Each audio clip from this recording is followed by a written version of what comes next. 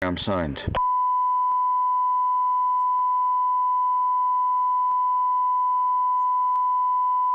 This is the Northern Ireland Assembly Senate Chamber. Program signed. This is the Northern Ireland Assembly Senate Chamber. Program signed.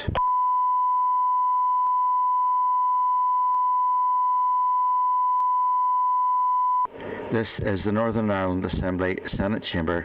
Program signed. This is the Northern Ireland Assembly Senate Chamber. Program signed.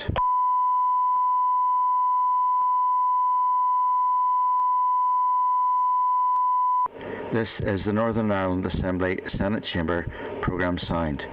This is the Northern Ireland Assembly Senate Chamber. Program signed.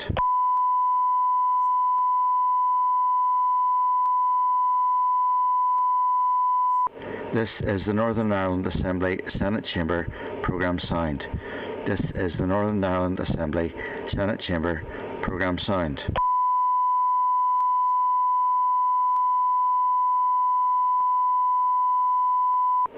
This is the Northern Ireland Assembly Senate Chamber. Program signed. This is the Northern Ireland Assembly Senate Chamber. Program signed.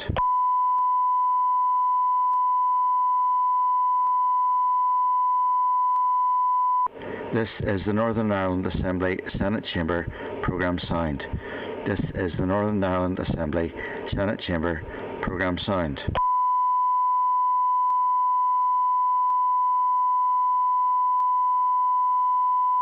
This is the Northern Ireland Assembly Senate Chamber. Program signed. This is the Northern Ireland Assembly Senate Chamber. Program signed.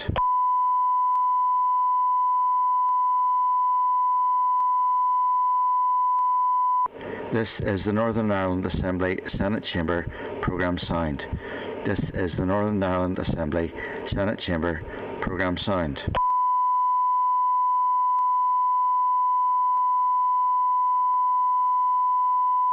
This is the Northern Ireland Assembly Senate Chamber. Program signed. This is the Northern Ireland Assembly Senate Chamber. Program signed.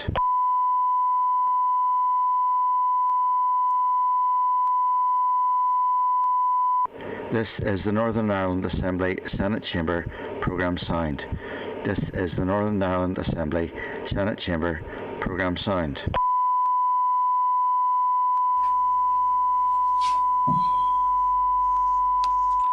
This is the Northern Ireland Assembly Senate Chamber. Program signed. This is the Northern Ireland Assembly Senate Chamber. Program signed. Just making a coffee as we wait to get in. No problem. This is the Northern Ireland Assembly Senate Chamber. Program signed. This is the Northern Ireland Assembly Senate Chamber. Program signed.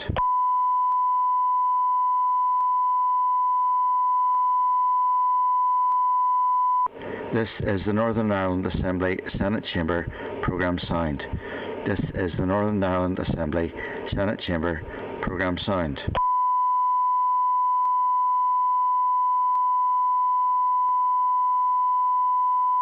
This is the Northern Ireland Assembly Senate Chamber. Program signed. This is the Northern Ireland Assembly Senate Chamber. Program signed.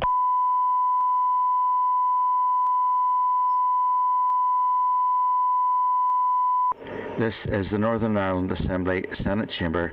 Program signed. This is the Northern Ireland Assembly Senate Chamber. Program signed.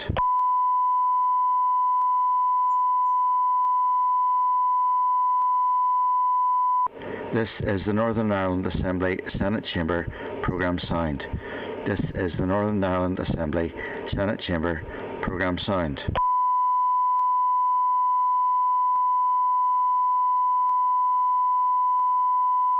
This is the Northern Ireland Assembly Senate Chamber. Program signed. This is the Northern Ireland Assembly Senate Chamber. Program signed.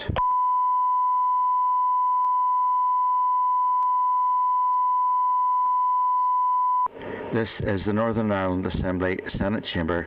Program signed. This is the Northern Ireland Assembly Senate Chamber. Program signed.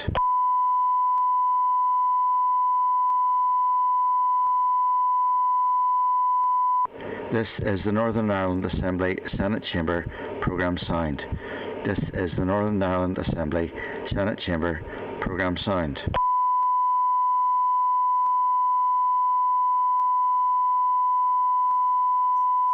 This is the Northern Ireland Assembly Senate Chamber programme sound. This is the Northern Ireland Assembly Senate Chamber programme sound.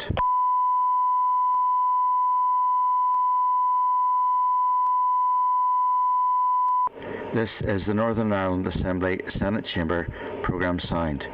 This is the Northern Ireland Assembly Senate Chamber programme sound. This is the Northern Ireland Assembly Senate Chamber programme sound. This is the Northern Ireland Assembly Senate Chamber programme sound. This is the Northern Ireland Assembly Senate Chamber programme sound. This is the Northern Ireland Assembly Senate Chamber programme sound. This is the Northern Ireland Assembly Senate Chamber programme sound. This is the Northern Ireland Assembly Senate Chamber programme sound. This is the Northern Ireland Assembly Senate Chamber programme sound. This is the Northern Ireland Assembly Senate Chamber programme sound.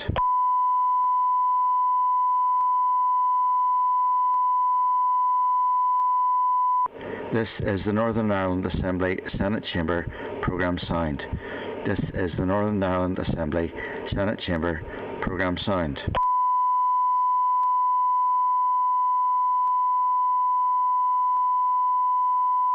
This is the Northern Ireland Assembly Senate Chamber programme sound. This is the Northern Ireland Assembly Senate Chamber programme sound.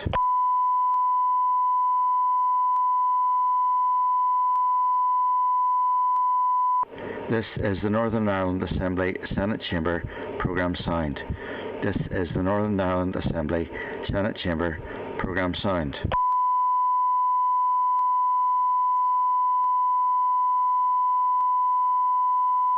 This is the Northern Ireland Assembly Senate Chamber programme sound. This is the Northern Ireland Assembly Senate Chamber programme sound.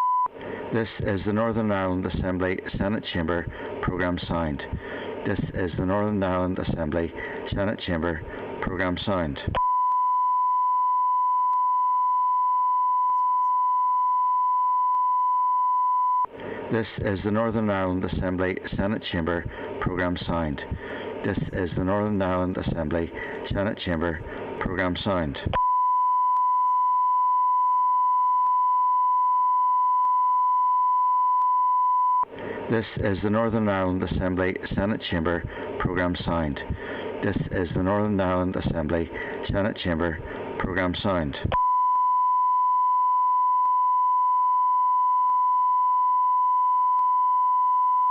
This is the Northern Ireland Assembly Senate Chamber programme sound. This is the Northern Ireland Assembly Senate Chamber programme sound.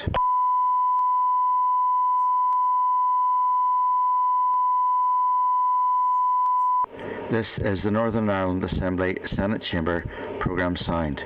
This is the Northern Ireland Assembly. Okay, good morning, everyone. You're very welcome to the Infrastructure Committee. We have a quorum in a number of ways. Actually, we've got people coming in from via Starleaf, and then there's two of us in the chamber.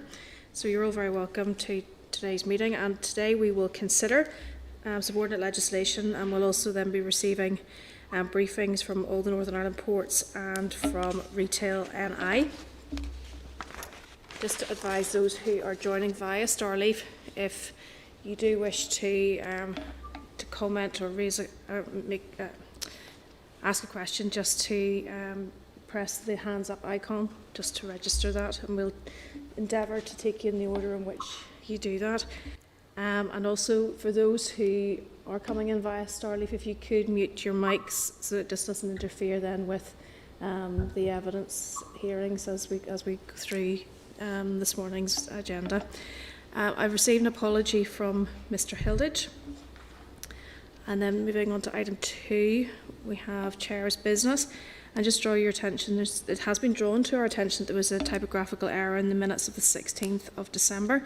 And in accordance with standing orders, and given that this was agreed by the committee, it must be drawn to members' attention in this meeting and then included as an agenda item in next week's meeting for committee approval. So if you're content, then we'll come back to that next week. Moving then to draft minutes at page 6, and they're the draft minutes of the meeting of the 10th of February. Is everyone content? Any issues at this stage? No. Moving then to our matters arising at page 13. Again, that's for the meeting of the 10th of February. Do members have any issues arising from the meeting? Okay, we also have at page 17 outstanding committee requests for information, and you'll see that. Ms. Anderson? Sorry, I'm under information. Sorry, I can't hear you very well. I had a matter under matters arising. Okay. It was in relation to the paper we received on the roads bonds paper. Yep. And looking at the recommendations, they said there would be a cooperation forum established between stakeholders. I know in my own constituency in Derry, we have a lot of problems with unadopted roads and sewage. So I would like to ask if we could have a briefing from the department, perhaps to find out since the inquiry what has been taken forward, or just for all of us to express our views with regards to this issue and see if we could put a bit of focus and attention on it. Right, well, if you're content, what we could do is just to refresh the memory of the department just with regards to this inquiry, and ask them how they've addressed each of the recommendations, and schedule a briefing from them in the future. But if we could maybe get in the short term, if we could get them to comment on the recommendations as laid out there, and it means that we can then consider what other action that we want to take, if that's okay. Yeah. No, this is an issue that's not just exclusively in your constituency. I think it's just right across the piece. So content to do that. Yeah. Any other issues coming out of matters arising? Chair, sorry. Hello, Chair. Ms. Kelly? Yes? Thanks, Chair. I was actually on the Regional Development Committee when that inquiry was conducted. And if you recall, whenever the team came to tell us about the planning review, we raised it also. And I just wonder, in terms of trying to tie those two things together around some of the conditions or timeframes, it has been something we have had a lot of difficulty with in my own constituency as well. And it wasn't helped, of course, by the crash and then NAMA, and who owned what, and how developments had changed hands. And sometimes, I'm sure, Martina, you've seen the same thing, where the same developer goes out of business and then opens up another company. And they're serial offenders as well. And that was, I think, what comment I'd made to the planning team, that there should be some cognizance given to those people who routinely don't live up to their expectations. But I just wonder, in trying to tie the two together, what opportunities there are within the planning review to look at the conditionality of permissions in relation to, the enforcement actions. That was just... Thanks, Chair. Yeah, no, I think that's appropriate to do. Okay, we can tie that together. Yeah. Okay. Any other comments? Everyone content? Okay, thank you. Okay, just page 29. That's that inquiry, and obviously content to write to the department in relation to that. Moving then to correspondence, item 5. Just draw your attention to the correspondence memo at page 36 and also tabled at page 3. So members have any comments? We've obviously correspondence from the Friends of Knockeye Bay in relation to planning issues, and it'd be useful then to forward that correspondence to the department. It's not clear whether that has gone to the department or not, although I'll probably assume that it has. And then at page 57, we've always the correspondence with regards to the taxi drivers financial assistance scheme, which we'll return to at item 7 of our agenda. Page 61, there are issues which we raised with the department, and it's a response to them. That was from the 27th of January. And obviously we had a number of queries around the bus and coach operator scheme, which they've attempted to address. We will be discussing this next week when the department comes with their proposals. And at this stage, I suppose we're really unclear as to what those are going to be. We also have correspondence from Coney tabled at page 4, and that gives a reflection of the meeting which they had with the department on that. And then tabled at page 6, which ties in with our last comment from Dolores there, just in relation to the call for evidence for the review of the implementation of the Planning Act. I think Andrew maybe had something you wished to raise with regards to that as well. Thank you, Chair. I think it's been tabled. I think we just need to get clarity about what engagement there's going to be with the committee, or maybe conversely how we're going to engage with the officials around that, because I know that there's a relatively tight timescale around that. So maybe that's something to maybe consider at the next committee meeting in terms of what our planned engagement is around that review. Ms Anderson? Thank you, Chair. I would like to deal with the matter on page 63. I know you said we probably will be returning to this, but Chair, my little concern in relation to the bus scheme is that Sinn Féin has met with the bus operators. I'm sure other parties have done the same, and they are very frustrated, as we would all know, with the previous scheme. Now, it states that 140 applications, out of 140, only 84 had been assigned as eligible. So the reps had told us that many have not received the full payment, and while 54 have been deemed ineligible.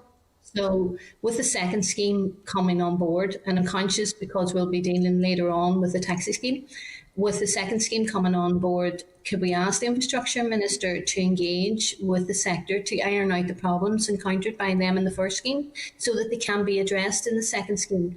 Because I keep feeling like as MLAs in this committee, we raise issues and we highlight them and flag them up and red flag them and hope that they have been dealt with. And then we're presented with a scheme and we're told, well, look, if we delay this, this is going to stop people getting their payment.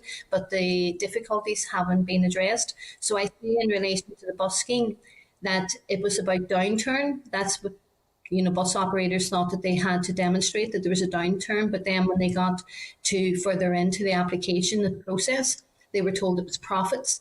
And I would just like to make a comparator. Like when cafes were told that they could do takeaways, people weren't then looked at, well, did you make a profit, or how is your profit margin? And that will determine whether you get the grant. They were adversely affected by the restrictions and therefore they received the grant.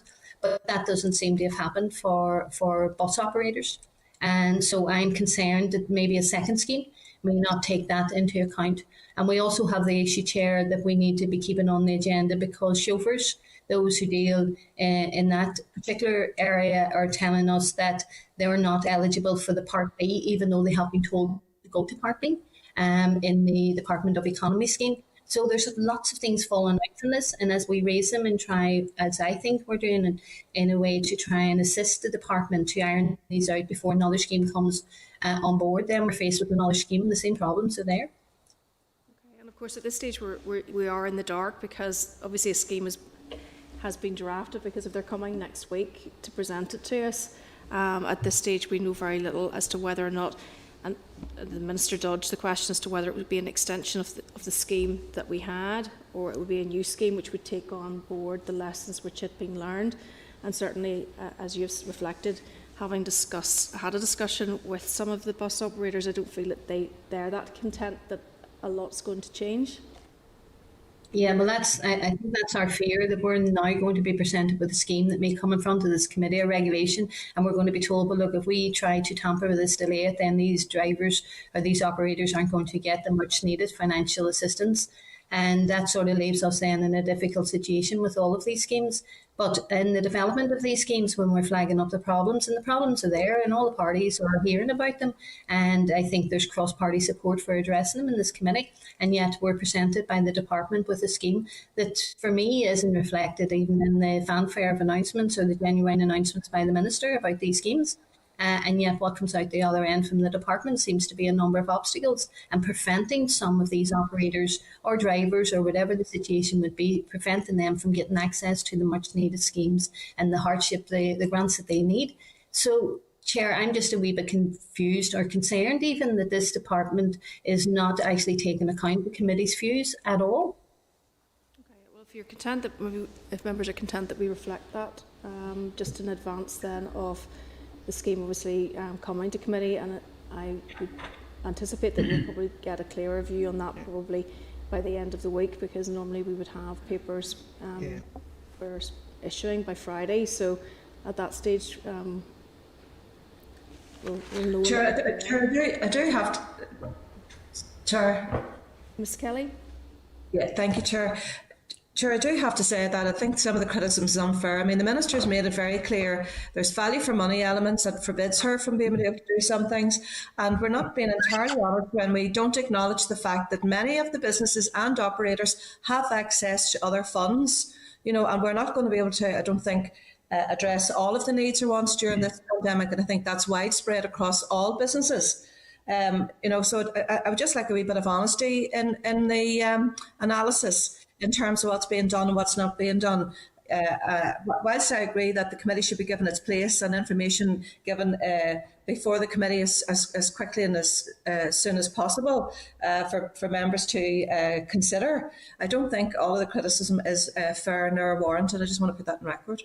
Well, I don't think that's probably what we're trying to do either. I think what we are wanting is some clarity around all of this as well, and to ensure that those concerns which have been raised and have been felt, as we've seen from the representation which we've had, that they're being acknowledged within the department. Sure. Well, Chair, it's just sometimes people have been given the answer and they don't like the answer. Okay, Mr. Buchanan. Yeah, just a point to pick up on Ms. Anderson's point. If you look at page 64, there's a lessons learned from first bus and coach scheme. So obviously officials on the Minister met on the 1st and the 9th, so we will see, based on that, what lessons they have learned and why they reflect on both sectors and bring it into the second scheme, the problems they had and the difficulties. So we will see if they've listened, and not taken away from Ms. Anderson's point, whether they listen to us or the actual people at the cold face and make changes to the scheme. Okay, Ms. Kimmins? Chair. Sorry, Caroline. Chair, just on this point, I mean, Chair, I appreciate what Dolores is saying, everybody's saying, but unfortunately out there, because of the licensing and all the regulations that go through DFA, there's an expectation that DFA will deal with. We also appreciate that there's other schemes out there that people can apply for. But all we're asking for is clarity. I'm sure the committee and all its membership will support the people in applying for funding and get whatever funds it is to get it out on the ground. And that's the key element here. And certainly we learned from previous schemes. But we as a committee have a responsibility. If DFA is collecting all the information in relation to bus operators, in relation to taxi operators, in relation to taxis, then there's an obligation there to look. And we as a committee will support that. I know it's a difficult period, but there's monies there. The Minister keep them. Finance Minister said there's money there. So I'd like to see us collectively as a committee support all of those schemes and support the people to get the money, get it out on the ground as quickly as possible, and learn from what has been in the past. Thank you. Okay. Ms. Kimmins, and then Mr. Muir. Thanks, Chair. Mine's on a separate issue now. It's about another item in the table of papers under correspondence about the taxi operators. Am I okay to go ahead on that, or do you want to wait? Can we wait until we finish the coach operators? Sorry, yeah. I wasn't too sure. Yes, no problem. Okay. Mr. Muir, was it coach operators? No. No. Mr. Beggs, coach operators? Yes, it is. Okay. Coach operators.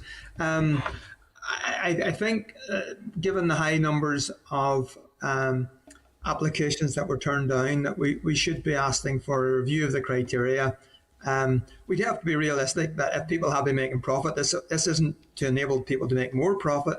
It's the conditions around COVID funding is to enable people to recoup losses. But there is a likelihood that very severe restrictions have been put in place as to who may be applicable, and we should be reinforcing our request that this should be reviewed before we're presented with a final proposal, because in reality next week is very, very tight. There will only be about another month when the money will have to be allocated and accounted for, and it will be very difficult to change anything after next week because of the limited time period. So I think we should be looking requesting that there should be a further review of the criteria to determine whether it is overly harsh and whether additional criteria could be used which would enable more to benefit from it. Okay, Ms Anderson? Chair, I just want to put it on the record that I wouldn't want anyone at all to think that I was being in any way dishonest, reflecting the views of the representatives that we met, and the fact that what Roy has said has been their experience, that they have had hurdle after hurdle in terms of a bureaucratisation of a process that has meant and prevented them from getting access to a scheme. We need to try and support these businesses so when we come out of this pandemic that they are surviving. There's been a number of businesses have already collapsed. So we need to try and iron out the wrinkles going forward and try and ensure that the second scheme enables those bus drivers to get access to the scheme, and hopefully over the longer period of time, because the volume of them that have been rejected is concerning. It's concerning for my party in Sinn Féin, and I have been genuinely reflecting the deep views and feelings and concerns of those operators for themselves, their businesses, their families and their workers. Okay, thank you. Mr Boylan, is that the same issue? Different issue, Chair. Okay, well, I'm going to go back to Liz. Okay, thanks, Chair. No, it's just in relation to the letter from Phoenix Law that we received. I know that emailed people as well separately. Obviously, we've been raising this for a number of months now around the taxi operators. We've had them in committee. We've had correspondence from them the last couple of weeks as well.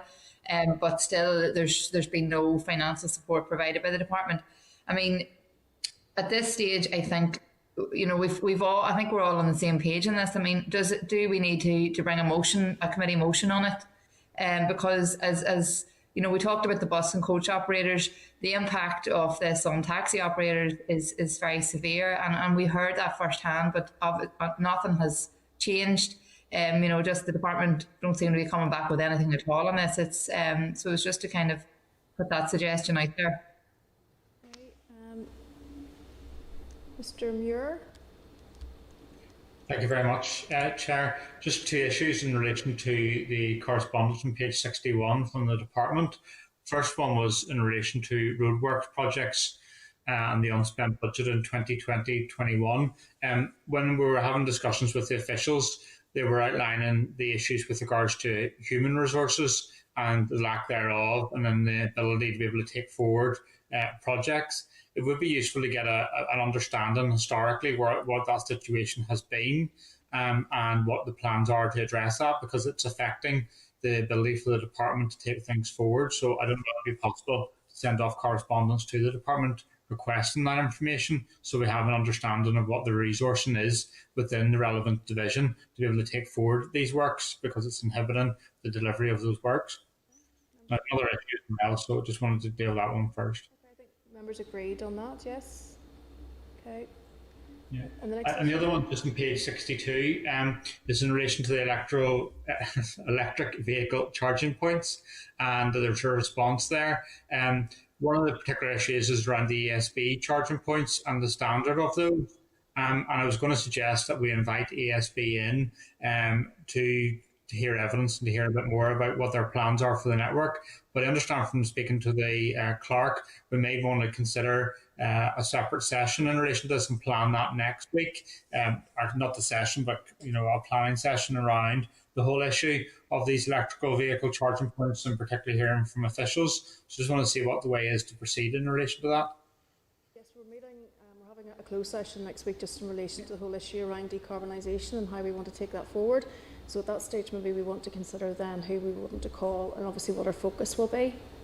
Yeah, that would be great. That would be We'll appreciated. have that conversation next week if you're intent to do that. Okay. Mr. Boylan. Sure, yeah, just in relation to page 48 and the Friends of Knockaway, I mean, clearly there's lack of clarity into how and why the department has gone down the route it has. And obviously there's a number of questions there that the group haven't received, or a couple of queries to put in, and also that the Minister hasn't met the group. So, I mean, you know, they're saying about an exceptional set of circumstances. So we need clarity, and that we'd like to ask on behalf of the committee for the department to clarify that, and also as to why, you know, ABC should bear all the cost in relation to it. Those questions haven't been answered for the group. So, I mean, I'd like support within the committee here to write to the Minister and clarify exactly what that is. Because Liz and myself and other members of many's another party has been contacted in relation to the Friends of Knockaway. So it seems it hasn't gone away. There's still clarity around a number of issues. So I'd like that clarity and for the group on behalf of the group. Sure. Content with that? Okay. Mr. Beggs and then Mrs. Kelly. Mr. Beggs, you're on mute. Apologies, I hadn't lowered my hand from earlier. Okay. Ms. Kelly. Thanks, Chair. Chair, I mean, Knockaway also straddles across, as Cathal would know, into my own constituency. And I think we're all aghast at the huge cost and the fact that there's a windmill there that people are, I think there may well be subsidies being given for, and it's never really, in recent years, had to capture any electricity charge. So it is a very troubling situation. However, unfortunately, it was previous, if you like, administrations where this all started, and that's part of the problem. I think it was the Department of the Environment at the time had responsibility. But I've no difficulty in seeking some of the answers, that people might want in relation to the campaign.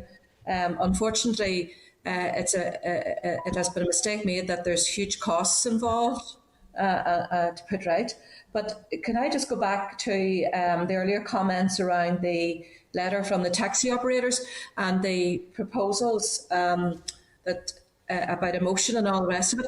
You know, this is something I understood that they were getting some funding from the Department of the Economy, and I wonder, could we establish the facts? I think it'd be useful for our committee to write, as we did before, to other committees to ascertain what options and funding was available and already being in place and being given to many before we go down the route of any sort of committee motion.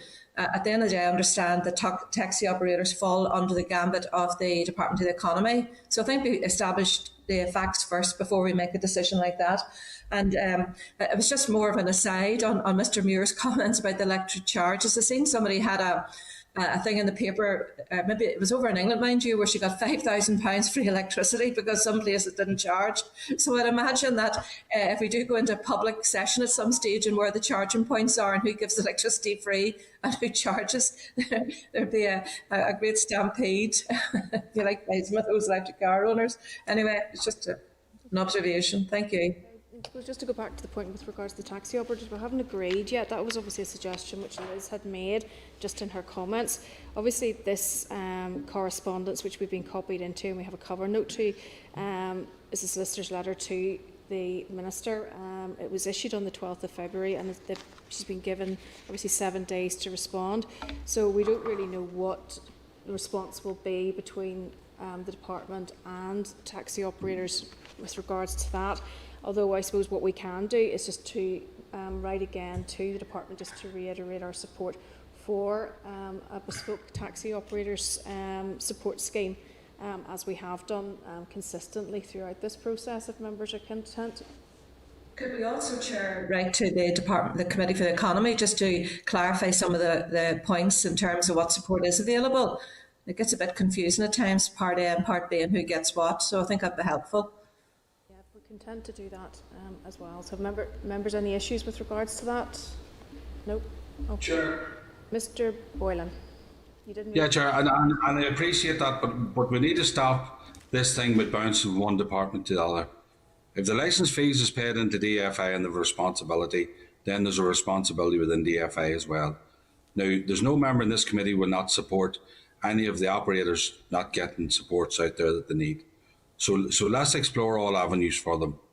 There's taxi operators contacting all of us day and daily, and they're trying to get on these schemes. They need support now.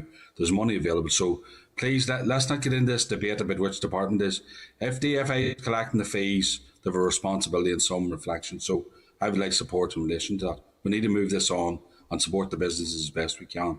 Chair, I've no difficulty in supporting. Sorry, Cal, I've no difficulty, Chair, in supporting, but I do think we have to be cognizant of who has the varies in these matters. You know, Ross, we'll be down this route 100 times. We'll be down this route 100 times. Well, it is important. The information lies within DFA. The information might lie within DFI, but the varied and the power might lie with a different department. And all I want to do is to establish the facts of the matter, Chair. I don't think there's any difficulty in that. Chair, it is shown that DFI is taking responsibility for individual taxi operators. So there's an opportunity there. All I'm saying is we as a committee have a responsibility to support those businesses out there that we are responsible for. And I do believe that DFI has a responsibility for the taxis and the taxi operators as well. Well, let's clarify these points, Chair, is all I'm saying. I would really appreciate, members, that if you are going to speak, that you do raise your hand rather than speaking over each other, because it is actually quite difficult to manage. So just on the point, I think we all recognise that there are various schemes which have been there in order to support, but what we're looking for specifically is a bespoke scheme, as has been created for other industries, that should be there to support the taxi operators. Okay, Mrs. Anderson. Chair, I just wish we wouldn't refer to this as, who has the powers and who hasn't. Every minister has got access to the financial assistance scheme. Every single minister. Conor Murphy, the Minister of Finance, has 27 payment processes going out from his department. And not once have we heard from the minister complaining that he doesn't and didn't have the fires when he brought in the local restriction schemes. He did it because it was his responsibility, he felt, when it was coming in, and he adapted that responsibility. In terms of in the industry that we are dealing with, and industries that we are dealing with, it is this department. So let's get away from who has the fires, who shouldn't have the fires. That is why the Financial Assistance Act is there for the minister to access as she has. And that is appropriate and right, as has Conor Murphy as Minister of Finance and any other minister that needs access to it. That gives them the fires, gives the minister the opportunity to bring forward the scheme. This is about political will, not where and who has the fires, and is it one party's minister's responsibility or another. There are people out there struggling. They've been struggling for a year. They need support, and this minister needs to step up to the plate now and do more to be able to assist these people, because she can get the authority to take this forward, and she has the support of all this committee, I believe, to take it forward in that way. Mrs. Kelly.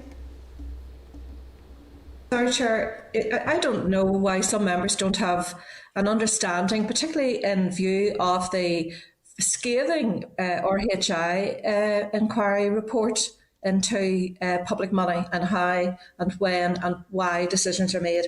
All I'm asking is for some clarification and stating the obvious in terms of legal power.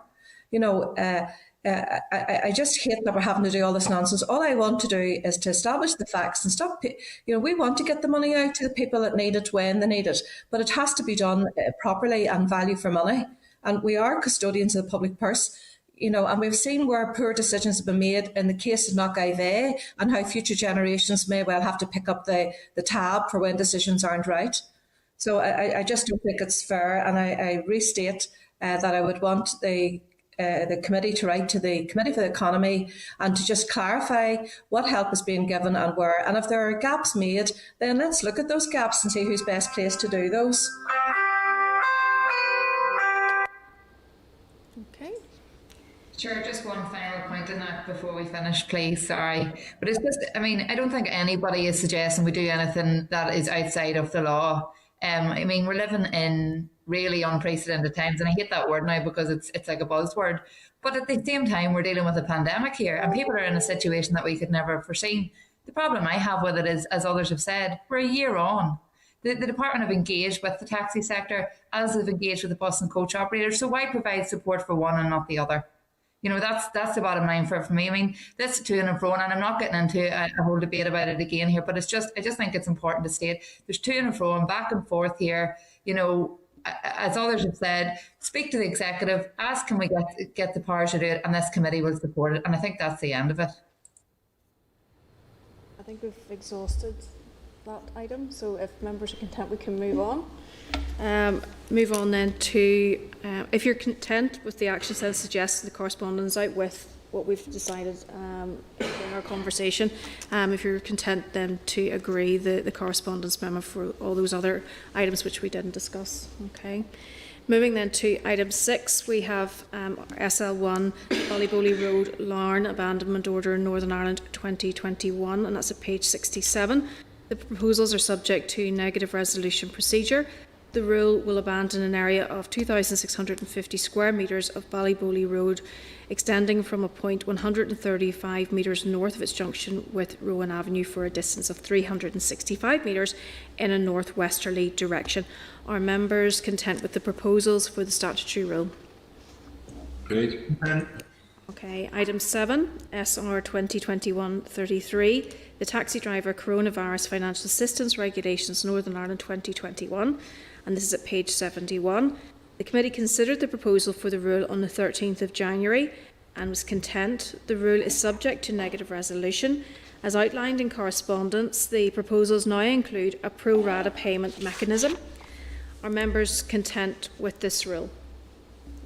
Members, any comments? Great. Chair. Ms Anderson. No, Chair, yeah, of course, we're faced with a regulation that we don't want to stop taxi drivers from getting their much needed financial support. But as we raised it when it came before the committee, as we raised it before it was developed, I don't support the pro rata rule. We don't support it, but we have to let it go forward because we think that those taxi drivers who were shielding, who did not have the money and temporarily suspended their insurance should not be getting penalised in this way. That's not to stop it, but I would like that put on record. Okay. Everyone else content?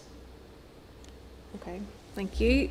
So the Committee for Infrastructure has considered SR 2021-33, the Taxi Driver Coronavirus Financial Assistance Regulations Northern Ireland 2021, and subject to the examiner's statutory rules, has no objection to the rule. Okay, agreed. Moving then to item 8, which is subordinate legislation SRs not subject to Assembly proceedings. There are 3 statutory rules for us to consider. At page 86, SR 2021-34, the school's part-time 20 mile per hour speed limit amendment order, Northern Ireland 2021. At page 99, SR 2021-35, the waiting restrictions Brian's Ford order, Northern Ireland 2021. And at page 103, SR 2021-36, the Parking and Waiting Restrictions Belfast Amendment Order, Northern Ireland 2021. The committee considered the proposals on the 13th of January and we were content. I'd just advise you then just to note that the statutory rules, unless all we're going to do at this stage really is note them unless you have any issues to raise. Members, any issues? Content? Okay, thank you. Moving then now to our briefing from the Northern Ireland ports. Hansard will record the session, and I'm going to welcome by Starleaf. We have Ricardo Tonelli, the General Manager and Director of the Port of Larne. We have David Holmes, the Chief Executive of Warrenpoint. Brian McGrath, the Chief Executive of Londonderry Port and Harbour. And Maurice Bullick, who's the Finance and Compliance Director, Belfast Harbour Commissioners. We're hoping that he can join us, although he is having technical issues, so he may be able to join us at some stage if that's possible. So, is everyone on?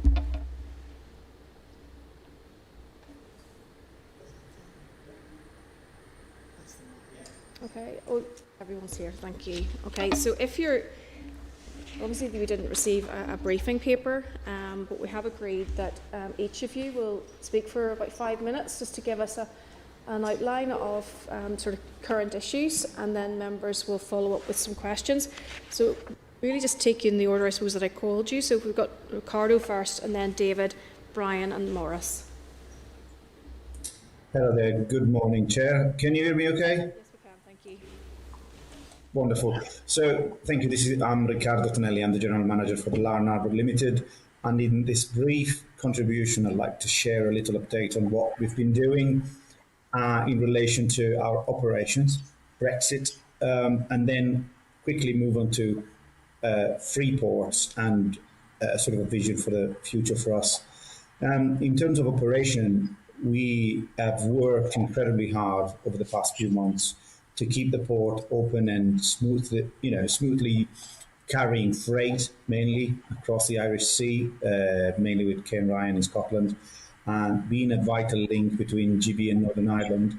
We're proud to say that we didn't have a single day where we had a queue at either ports, and that's through good cooperation with between our teams, our customers, and Deer and Border Force. So that went extremely well, and we're very safety conscious. So we focused on how to interact safely, how to avoid or minimise COVID-related risks, and we want to continue to do that. And we are keen to be at the forefront of the discussion when it comes to the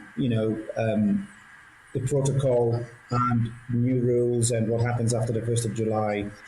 So we'd like to just be in the room for that. In terms of Brexit, as you mentioned, we worked pretty well and pretty hard to keep our freight lines open, which has happened. We've had good interaction with our customer base. We kept goods flowing, and so we continue to do. And I'd like then to move into the very fundamental topic of free ports for us. We've heard a lot of interesting conversations about a free port project for Northern Ireland. As a privately owned port, we have plenty of experience in the area, and it constitutes a great opportunity for Northern Ireland if there are real incentives for industry to work with us and to create a sustainable and durable bit of economic growth for the region. We are very aware of what's happened in England with the bids now being completed, and Scotland having released their format in the shape of green cards. So I'd be very keen to understand what the point is on the Northern Irish approach to this, and what's the thinking in terms of links to the Scottish scheme. And I'll also conclude, is there a plan or an idea around infrastructure grants and funds for the ports in Northern Ireland? This is my contribution. Thanks. Okay, thank you. David? Good morning, Madam Chairperson. You can hear me okay, yeah? I can, thank you. Okay, obviously 2020 was a very difficult year. It was a very difficult year for everyone. So thanks to all our teams for keeping everything going and maintaining our position as a major competitive port. Preparations for EU exit started in earnest late 2019 with the port beginning a process of reconfiguring the operational footprint to try and optimise our space, landlocked as we are, and to maximise flexibility because of the uncertainty that EU exit was going to bring. Those actions have stood us in good stead. There is a lot more to do as we navigate EU exit actually here, and there is considerable additional investment required to help facilitate that. So I would echo Larne Harbour's comments regarding potential additional grant funding toward that. Volume-wise, 2020 was a roller coaster. At points of the year, we were down by over 20%. The final quarter, however, came back very strongly, so pleased to confirm that the port will return a modest profit in 2020, and volumes have finished about 4% of 2019. In terms of how volume has been impacted by EU exit, given we are in the middle of a pandemic and there are so many exceptional factors at play, it's probably too soon to say definitively how EU exit is impacting on us. The port has seen an increase year on year. Of course, 2020 was down on 2019. So it's hard to say exactly how that's going to play out, but yeah, we are encouraged that we didn't fall over the proverbial cliff edge that we were all somewhat terrified of, given the uncertainty around EU exit. What I would say is that our Roro and Lolo carriers, they've had to probably weather more of the primary pain, along with their customers, the hauliers, in adjusting to new protocols. In terms of COVID-19, COVID-19 has obviously indirectly affected our business in all sorts of ways with commodity stream variations. But thankfully, in terms of people, it has barely touched the port, and we work very hard to make sure that continues to be the case. In terms of EU exit and new arrangements, what I would say is the GVMS system. We're of course all delighted that it actually worked, because it came to the table so very, very late in the day. But I think it's essential that DERA and the EHO bodies can actually integrate with that. I think it's unacceptable that our sea truck, our Roro operator, for example, should have to field 3 different sources of requests to help isolate trailers for inspection. A single integrated system would keep things simpler and be more helpful for them. We've also been working very hard at community engagement this past year, and we were truly delighted that the port was able to bring together customers, suppliers, employees, and of course the port itself to launch a COVID Community Christmas Fund at the end of 2020, where we successfully were able to make modest donations to 23 local good causes. So it was a really nice way to finish the year. Picking up again on Lauren's points regarding free ports, Warrenpoint continues to actively engage with INI, the other ports, and the local councils to evaluate what the best possible submission could be in the event that goes forward. And that's a summary of Warrenpoint. Thanks. Okay, thank you, David. Brian? Yes, good morning, Madam Chair, and thank you for the opportunity to come and speak to the committee today. At Foyleport, we've been working hard in preparation for the Brexit transition, and I'm pleased to say that we have had no impact in terms of our trade flows, which is to some extent because of the nature of the work that we do here. Unlike the East Coast ports with their ferries and the pressures associated with that kind of trade, we have had our specific challenges, but perhaps not to the same extent as the others. One particular issue that required a fair amount of effort working together with DERA, but it was resolved, and all of our trade flows, and it's really been business as usual here, largely due to the preparations which we did in advance. In terms of COVID, I would say that we've been operating a kind of modified set of shift patterns to protect the workforce and throughout the COVID pandemic. And thankfully, we're pleased to say that we haven't been overly impacted by COVID, other than sometimes people shielding or people having to isolate. But it's been effectively managed and has, thank goodness, we haven't suffered any sort of impact on our operations. So from those two big elements, I think Foyleport's experience has been one of reasonably positive, I would say. And I think that we're looking now to really come out of this whole pandemic and Brexit piece with a firm footing to do our part in terms of regional economic development and investment. And in that respect, that's where we are very keen on the development of the whole Freeport concept for Northern Ireland. And Foyleport have been to the fore in terms of driving that thinking forward together with other stakeholders.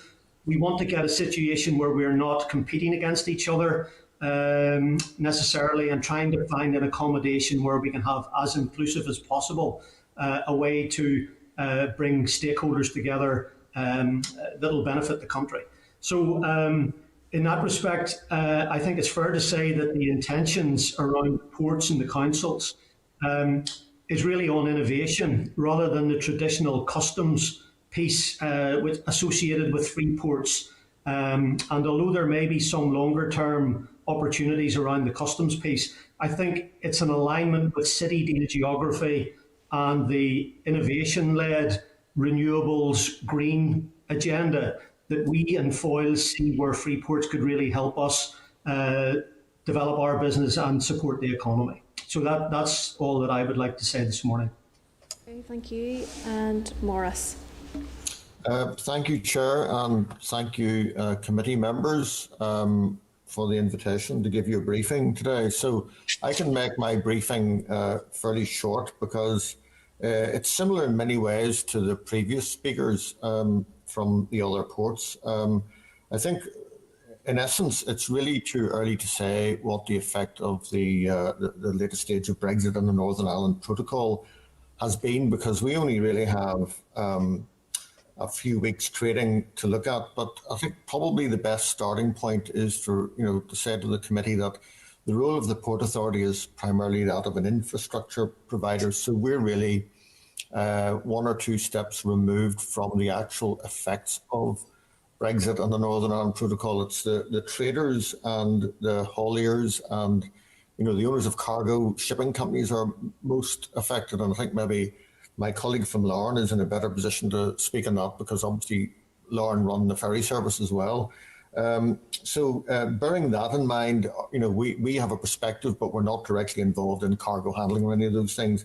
Equally, we don't actually get involved in any of the actual checking processes at the port itself. Obviously, the DERA facility for the point of entry checking is we don't have any people there or anything like that. That's simply a site provided to us by DERA. The operating model of the port in the early part of this year, 2021, has remained fairly stable overall. There was a huge amount of work, like other ports, in particularly the last quarter of the year 2020, because there was quite a lot of work with both DERA and with HMRC regarding the the establishment of the new routines. And I think I would echo the comment by David that the fact that, from our perspective anyway, GVMS seems to have worked satisfactorily is a benefit, because I think it remains a pivotal part of the whole thing. Obviously, however, the actual trading impacts are mostly focused on freight ferries rather than the other cargo modes. That's i.e. the ferries that run between England and Scotland and here, and that's about 50% of our cargo overall. So far, it seems to be operating broadly in the steady state. But of course, we all know that that position is assisted by the presence of the various easements that are in place currently. So really, that concludes my remarks on the current situation in terms of the Northern Ireland Protocol, etc. I just think it's too early to say and too early to discern any meaningful pattern from trade. I mean, 1 month doesn't really say a lot in terms of that. Moving then on to the other issue, which is COVID, I'll just touch briefly. Well, thankfully, again, our employees in the port have been only slightly affected. It's only been we're not been overly affected by that, just like the other ports. We've been operating in pandemic plan mode. We've obviously changed all our working patterns, etc., to protect staff. That's been number one priority. The result of that has been that, thankfully, the operating model of the port has not been much impacted at all. Trade was down at a similar level down to Warrenpoint, as reported there by David, and we ourselves also saw about a 20% dip in trade in the middle of the year with the various restrictions. And I think that's all I'll say in terms of the current update, other than perhaps to note that it might be of note for the committee that we're just finishing off a very significant series of investments in rebuilding, port infrastructure in respect of the container facility here in Belfast. That's about a £40 million project. The container facility here in Belfast is Northern Ireland's, I think, sole link between here and the European mainland. It runs scheduled shipping services, and that facility required quite a lot of expenditure. And we've also expanded our roll-on, roll-off facility. So we're just in the middle of a fairly big investment programme to refresh and renew the sort of essential port infrastructure. I think I'll conclude there, Chair, if that's all right. Okay, thank you very much. Thank you to all of you for that sort of brief summary of the current situation. Can I just ask a general question, really, at this stage, just with regards to obviously the new arrangements which have come in? Could you really clarify the role which is currently being carried out by councils? Obviously, a number of you have referred to councils in your presentations, but I suppose specifically in relation to protocol arrangements, what the role and what their role is.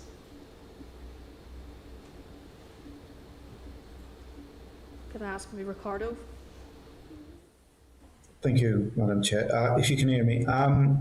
Typically, in our port, currently, the council has employees that work on behalf of DERA and provide phytosanitary checks on a number of vehicles, freight vehicles that are disembarked in Larne coming westbound.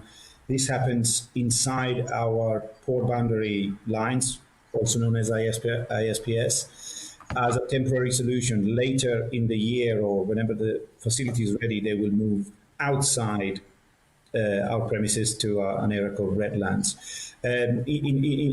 Basically what they do is some vehicles are earmarked by technology to go for inspection. Then as they are disembarked, they are then identified by staff, by DERA staff that operate in our port, and then taken to the facility, and there they are inspected and then released when the authorities are satisfied with their documentation. This happens on a random basis, and the DERA staff, the council staff, have been back on site after a brief period where they were off-site.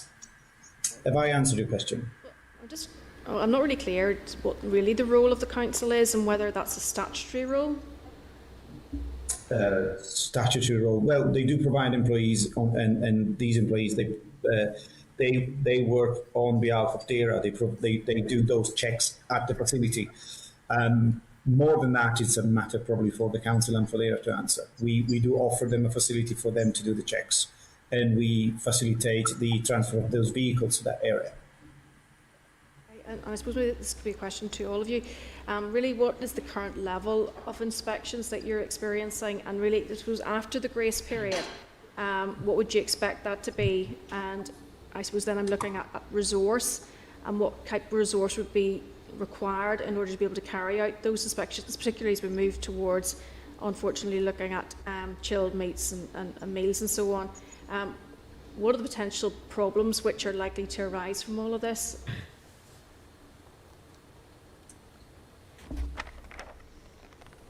I'll try and answer again.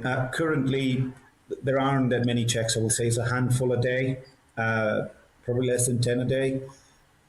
If there was a number bounded about at around 1% of goods moving, but that could increase. And of course, there will be a threshold between, after which volumes could be impacted. But we have to bear in mind, certainly for our port, that those checks will happen at a facility outside our premises, so goods will move out of the port estate.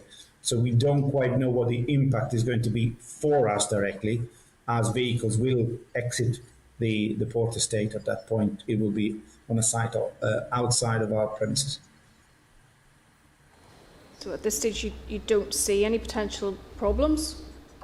Well, we can't really tell. If the number of checks is significant, if it's huge, it might impact the attitude of the traders to want to carry the goods through here. And this is more my ferry hat on my head than my port authority hat, if that makes sense. And is anyone else in a position to consider what potential changes might have and what the impact may have on each of the ports? No. So I just make a very brief additional comment, and I wouldn't disagree with anything that's been said. So just, I think the people who could best respond to that with confidence are actually DAERA themselves, because I think none of us are directly involved. I mean, I think I would echo the view that at the moment it's not too much of an intervention, but it is self-evident that obviously if the checking regime has to ramp up at the end of the easements, then there will be additional burden on the DAERA staff and council staff. But that at the moment is uncertain, but it's definitely a risk. So it remains one of the sort of unknown factors, but it's self-evident that must be a concern. But I think in truth, the people who could respond to that with confidence are DAERA themselves. Thank you. And then just sort of generally, can you maybe tell me what the role has been of EU appointed inspectors at the ports at this stage, and what their role has been? Well, I can tell you I have no direct knowledge of their role here in the Port of Belfast. Anyone else? We met with an EU representative twice ahead of 1st of January. That person visited the port to review progress of the contingency SPS inspection centre build. Whilst we were made aware that they will continue to visit the port to liaise with DAERA and council, they don't actually engage directly with any port personnel. So we're unaware of precisely what they're doing. And is that the same situation in Larne and Ford? Yes, it is. So you don't have, there's very little engagement with EU inspectors at this stage? Very limited. We heard that they came on site and they interacted mainly with DAERA Border Force, but we had almost no interaction with them. And that was prior to the 8th of January when the easements would be ending. Okay, thank you. Mr. Cannon. Okay, thank you, Ricardo, David, Brian and Maurice. You're very welcome. Thank you for the information so far. My question relates to volumes, and I think David might have touched on it briefly, and I think it was Brian did as well, but I want to sort of, if you look back at January 2020, and obviously January now and part of February, what impact, well obviously we're in a pandemic, but what's the impact the protocol has had on volumes? This isn't a plunge. I think it is genuinely too soon to call. The weather at the end of, or the weather during 2019 had a direct bearing, for example, on animal feed volumes coming into the port at the beginning of 2020. Weather was much less favourable this year. So we have seen an increase in animal feed volume, which we believe is more to do with harvest than anything to do with EU exit. So yes, we're up year on year, but we're only up 5%, for example, on 2019 volume. So I think it's too soon to call, but we have not fallen off a cliff, that's for sure, and is a huge relief. So I can add to that one just a bit. So in terms the volumes, obviously, that we're most concerned about would be the freight ferry volumes, the roll-on, roll-off traffic, because that's the sector of the traffic that would be most affected by the Northern Ireland Protocol. We obviously are a bulk and a container port as well, and you're going to get short-term fluctuations in volume. But in terms of the roll-on, roll-off traffic, which is the critical part, I would suggest we're also slightly up, as David is.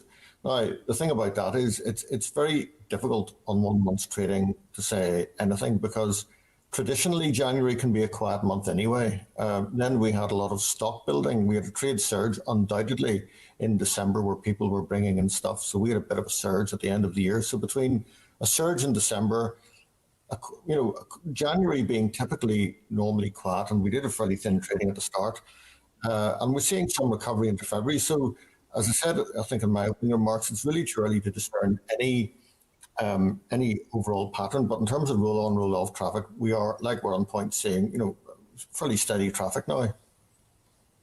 Ricardo, what's your thoughts on that?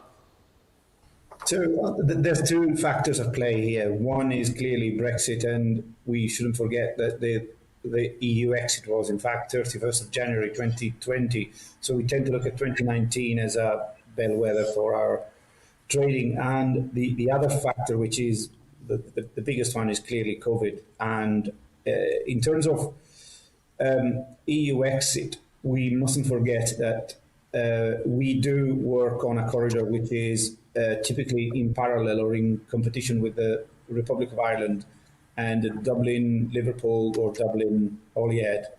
And this, our volumes are published, freight volumes are published. We're thereabouts for the past 2 years, but this is also because the volumes into the Republic have completely tanked. And this is just freight. And they have tanked due to EU rules. The second side of it is obviously the impact of the pandemic, which has it all but stopped the tourist and passenger market. Although for our corridors less so, because we've been GB to Northern Ireland, we are a domestic route. So there's still a few people travelling. There are no people travelling into the Republic of Ireland. Very, very few. So these are the two main factors. So yes, freight has held up, and due to the really good work that all the ports have done with the protocol and with the specific Northern Ireland corridor agreements, but it's also because the other routes have been impacted more, if that helps.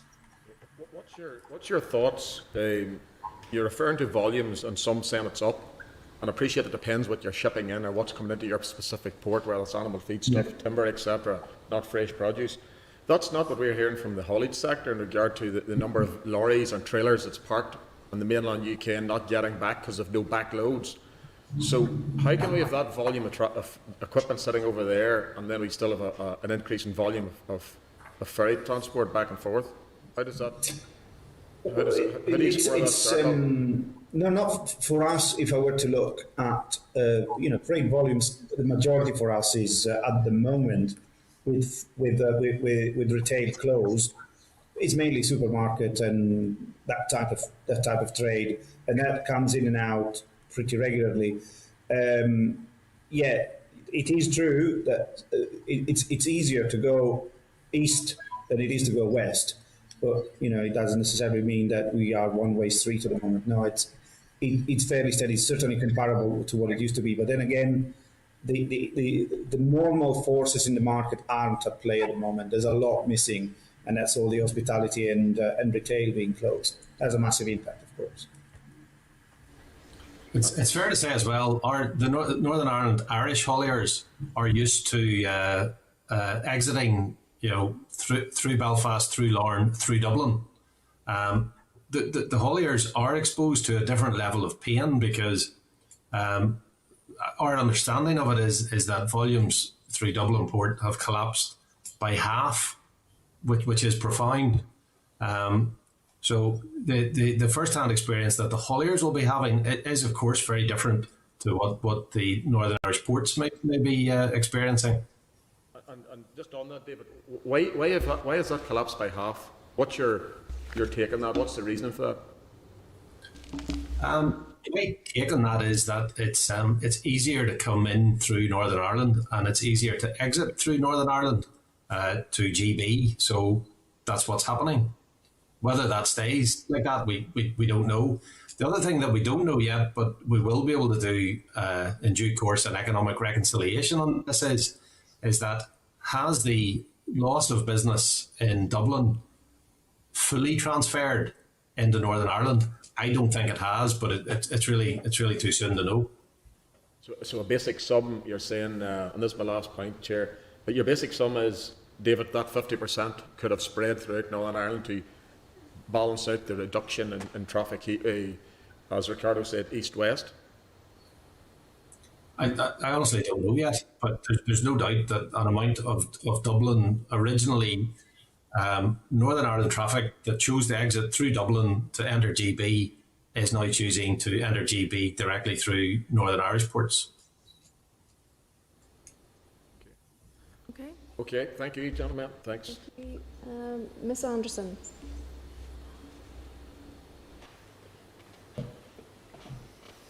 Thank you. Thank you all for the information that you previously sent in your presentation this morning. Brian, could I specifically ask yourself, because I'm listening to the others and I'm aware that Foyle Port is bulk cargo operation, mainly dealing in commodities rather than what some of the others have talked about, the roll-on, roll-off operation. And it's good to hear about the steady flow, I have to say, of the roll-on, roll-off operation and the increase in traffic, to know there are no delays and that the volumes have finished for some of you at a profit. And that's good position that you are in, and to hear about that today. But what does that mean, Brian, for Foyle Port with reference to Brexit? Because the last time that you were in front of the committee, I know you had talked about it being somewhat catastrophic. For instance, had there not have been an arrangement, particularly with regards to the All-Ireland nature of your work, and you were concerned about the loss of up to 40% of your trade. Yeah. That was the analysis had we failed, or the government failed to get a deal. And it's really the protocol and the agreement that was reached that prevented us from having that kind of catastrophic outcome as you describe. So whilst I know it's particularly controversial and it is more impacting on the west-east, east-west trade, the protocol in terms of Foyle Port actually works extremely well for us. But it's because of the nature of the commodities that we're dealing in and the nature of our cross-border trades. So, we have within the Northern Ireland ports, it is different to the rest. So I'm not suggesting that our experience is one which is shared with the others. But from our perspective, the protocol actually staved off what would have been a very, very serious situation for us. And we've had some limited challenges in terms of dealing with the protocol and the impacts, in terms of compliance. But those have all been addressed, and we've had a good rapport with particularly with DERA. Within the new system of the protocol, our arrangements have all worked extremely well. We haven't had any difficulty in getting the trade flows out the gate. And really the liaison between our customers and stakeholders within the system. We don't have the issue of the change to the easements that Maurice has described. So we're comfortable and confident that we can continue on as we have been since January the 1st.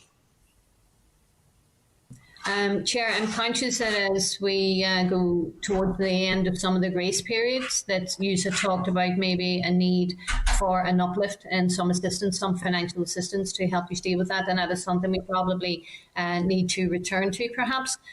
We were obviously a number of us, I think the majority in the Assembly, but it didn't get across the line in terms of supporting an extension to the transition. I think that would have been helpful for business. But just listening to all three of you, you seem to have done a great deal of preparation in advance of whatever was going to happen at the end of the year. And it's a pity that other maybe businesses didn't do the same. I would like to mention just the commentary from many of you around the issue of free ports. Brian, you know that I have concern in relation to free ports because I'm concerned that they may relocate as opposed to jobs.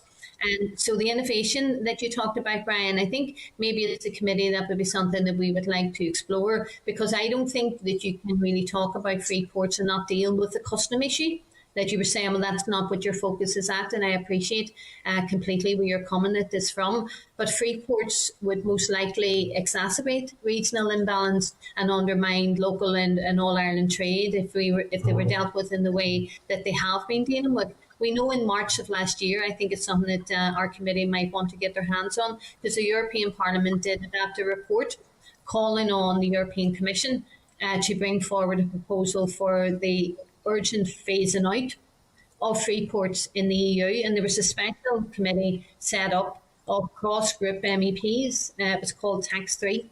And pointing out the risks, because you know that committee dealt with issues that I know, Brian, you wouldn't want to see in the foil port or anywhere else, but they are a reality of free ports that need to be dealt with, and that's tax evasion, tax trade and money laundering, criminality. So whilst there are currently 80 free ports in the EU, all of them must comply with EU rules, including state aid rules. So in relation to our situation with the protocol, I think it is something that this committee should return to.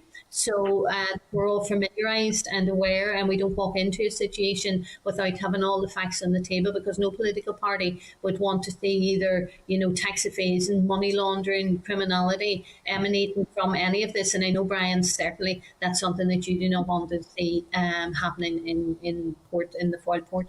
No, absolutely, Martina. I mean, I don't think any of the ports, in the country would be seeking to go down that route. But perhaps the most pressing issue around free ports in Northern Ireland is the question of whether a free port in Northern Ireland is actually compatible with the protocol. So, I know that you can always get legal advice that tells you what you want, but there are legal advices, as I understand it, in the system, which are basically saying that the protocol may not allow for a customs-led free port within Northern Ireland. Now, that's something which could be argued or whatever. And I think that what is less controversial is by looking at the innovation, green energy, that whole move towards decarbonisation. I think that if we were to use the free port policy as a stimulus in that direction, in line very much with the city deals, working with the universities and the councils, I think we'd have a much more joined up policy approach to economic development. And I think that in that sense, and this is what we've been trying to do with the ports and the stakeholders, is to get that alignment to the city deals in a way which Treasury have already agreed the kind of need for growth within Northern Ireland because of our disadvantages and all of those things.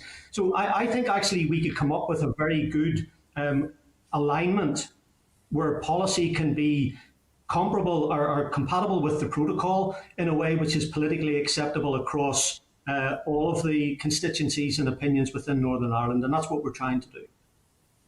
Chair, I think as a committee we would like to be kept across that, because, Brian, from get-go I was very mindful that anything that was being suggested around the whole issue of customs was going to be incompatible with the protocol, and we were going to end up in hiding to nothing with that, really, with regards to the protocol. So we have to make sure we can do nothing in the Assembly, and rightly so, that is incompatible with the protocol. So we don't want to do any damage to anything that's already there. But as you already said, if you had went down another route, you would have had 40% of your own business being damaged as a consequence of maybe another outcome to Brexit. So let's explore that with you. I wouldn't mind get more information around that innovation that you talk about. Of course, there's great opportunities with the inclusive growth and city deals, and I know as a council we're dealing with that as others are dealing with it as well in their areas. Let's see what you're talking about and making sure that there is that alignment and compatibility and innovation, and where we can maximise that. Of course we should, but we cannot do anything that's going to be incompatible with the protocol. And the free ports, some of the suggestions that had come out were certainly incompatible with the protocol. Thank you, Brian, and thank you for the rest of you for that, for the outline today. Thank you. Ms. Kimmins? Thanks, Chair, and thank you all for your presentation this morning. Just, I suppose, regarding Warrenpoint, and I'm pleased, David, to hear that the port ended strongly, particularly after such a very challenging year for everybody. And I do think it's important people realise that the ports are trust ports, so that profits can be invested back into the local economy, and I think that's more important now than ever. We know there's funding there, and you've said that you may be able to get certain projects done within this financial year, which could be a huge boost to the port. particularly in a challenging period like this. So I would be urging the Minister to really prioritise looking at what ports can do with the funding that is available. Can you elaborate a wee bit on what these projects, if approved, would mean for the ports if they were given the green light? Because I think time is very much of the essence. So anything we can do to help with that, I think, is important. Well, Warrenpoint does have capital shovel-ready projects ready to go. And of course, it's not just enhancing the port infrastructure then, because any money spent on a port, all the ports act as economic generators. So a pound invested in the port is likely to bring ultimately, 2, 3, 4 pounds back into the economy. So any immediate grant investment available for Warrenpoint, for example, will result in potentially, supporting 100 construction jobs, will lead to new full-time equivalent jobs, will help us potentially retain new potential EU exit business that comes our way. There's just such a list of benefits in striking while the iron's hot. Yeah, okay. No, thank you, David. And what about for the rest of you as well? Is that something that you think would be helpful too? I'll try and answer first. I would say absolutely yes. And speaking as the general manager of a port which is privately owned, we would love to have the opportunity to invest more of our own money in the port with the help of grants from local government, because not only this generates immediate benefits, but it also allows local growth, local jobs, technology, and things focused on decarbonisation. We cannot wait to put more of our money in it if we see a vote of confidence from the government in this. Yeah. Can I just add that what we're looking to do in foil, we also have shovel ready and oven ready, or whatever way you want to describe it, projects ready to go, which are essentially around baseline core infrastructure, so that we can be ready to sell our capacity to the marketplace. So these are, in our case, we're looking to connect to the grid so that we can bring in large-scale industrial green activities into the Harbour estate, which will be complementary to the city deal narrative and all those things that are already ongoing. And I would argue that what the port have looked to do is actually provide infrastructure which should be funded by the government. I mean, it is baseline infrastructure that we're looking for that makes ready, the fact that we can go out and market this capacity. So we would urge the committee to take a very strong interest in how we look at the placement of these grants in terms of the bang for your buck that you're going to get. But it is something we had been working on for maybe about 18 months. So when the call comes up now, can you spend this within the next number of months or the next couple of weeks, we can absolutely do that. Okay, thank you, Brian. Well, just from Belfast perspective, we're already in the process of upgrading a lot of our facilities, but all I can do is echo the comments of my colleagues before that, the infrastructure investment made by ports, do need supported by government. Inland connectivity is a factor, and also, dealing with the effects of Brexit as well. And so we're very interested to keep in touch on that. Okay, no, thank you all, and that's really useful, I think, because as I said earlier, time is very much of the essence. We're very close to the end of the financial year, so the fact that there's shovel-ready projects ready to go that could play a huge part in the recovery, let alone anything else from what we're dealing with, I think is crucial. So, it's something we would be urging. I certainly would be urging the Minister to take serious consideration of. Chair, could we maybe look at some urgent correspondence to the Minister? Surely it's better that we're looking at investment of funds into these much needed projects rather than money going back to Westminster. Just something we could do as a committee. Put that suggestion forward. Okay. We can have a discussion in relation to the end of the session. That's no problem. Okay. Just one other question. It was just around traffic management and how has it been affected at the ports, and how you're looking to maybe improve them. I suppose I suppose the implications of the grace periods and how that would impact the ports as well. So that's just my final. Well, just Belfast, sorry, David, go ahead. Sorry, I was going to say, in practice, in Warrenpoint, movements out of GB slowed down considerably at the start. So there was no congestion, A, because there were so few SPS checks, a tiny amount, and B, there was actually very little rural traffic coming in. And of course, because of unfettered access to GB, traffic arriving into the port, flowed freely onto the ferry and away. And of course, the reconfiguration that we had done and the additional space that we had created was there in any case to absorb any sort of net increases in volume. So thankfully, we haven't seen any congestion yet, but we have to keep working on that, obviously. Well, similarly in Belfast, there have been no discernible effects on traffic flows under the current regime, but I think, as David has pointed out, it's early days, and we did commence January with about 2 weeks of fairly thin trading on roll-on, roll-off traffic. Same for us. Okay, no, thank you. I suppose that's good to know as well. But that's really all I have this morning. But thanks very much for your time. Thank you, Mr. Beggs. Hello. Thank you all for painting the picture of how things are at present. You seem to be saying that containerised traffic hasn't been impacted, and that you as a ports provide the infrastructure, and that any pain and detail difficulties is being experienced by, dare say, your customers, the hauliers, rather than you yourselves. Would that be a reasonable summary? Yes, from my perspective, yes. But also not just the hauliers. It's really the owners of the cargo as well. So the real effects translate up and down the supply chain. It's the owners of the goods in the first instance who are responsible for making the declarations, and then the hauliers obviously carry it, and then the shippers carry the trucks. So it's actually the whole way along the supply chain is where the principal effects are felt. Okay.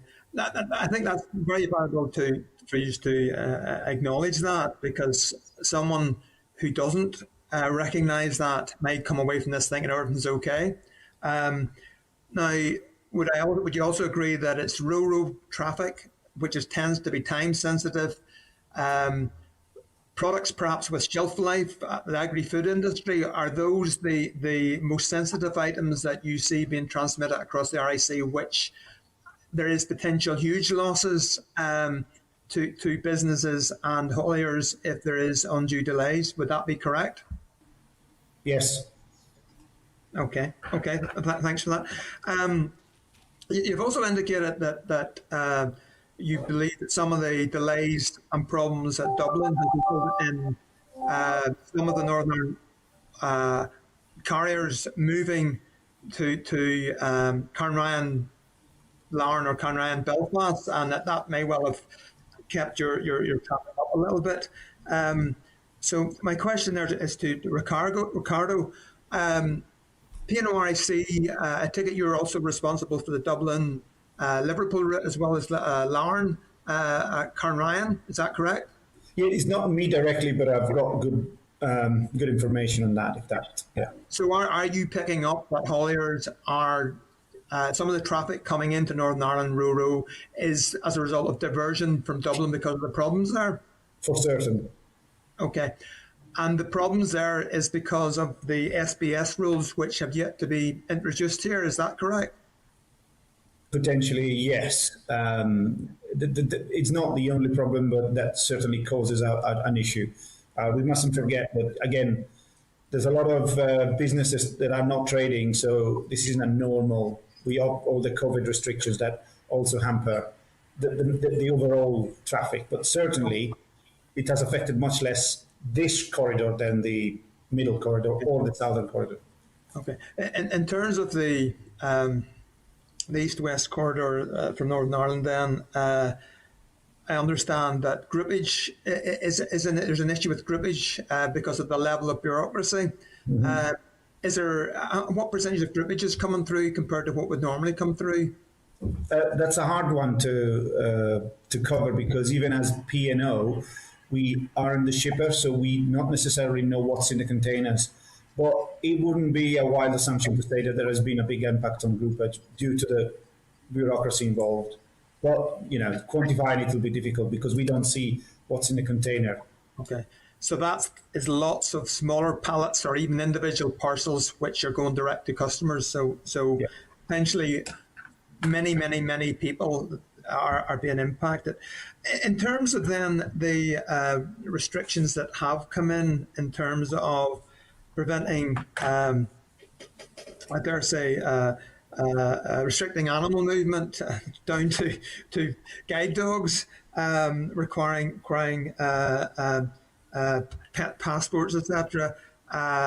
Seed potatoes. How much seed potatoes would have previously come in? Would that have been many loads, or?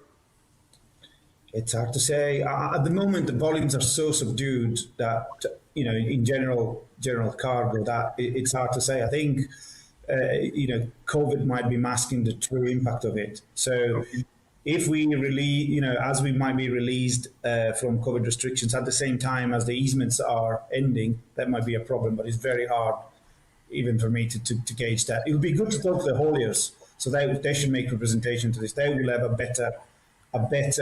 far better view on this. So again, have you no knowledge of the impact on garden centres, or is just all plant products ceased? No, I wouldn't have a meaningful contribution to making that one, because we look on aggregate volumes. Again, we don't see what's in the containers. Okay. I think it's been very helpful, but I think it's also important that the committee realises, just as you said there, you have a limited knowledge and there's lots of things that are in play.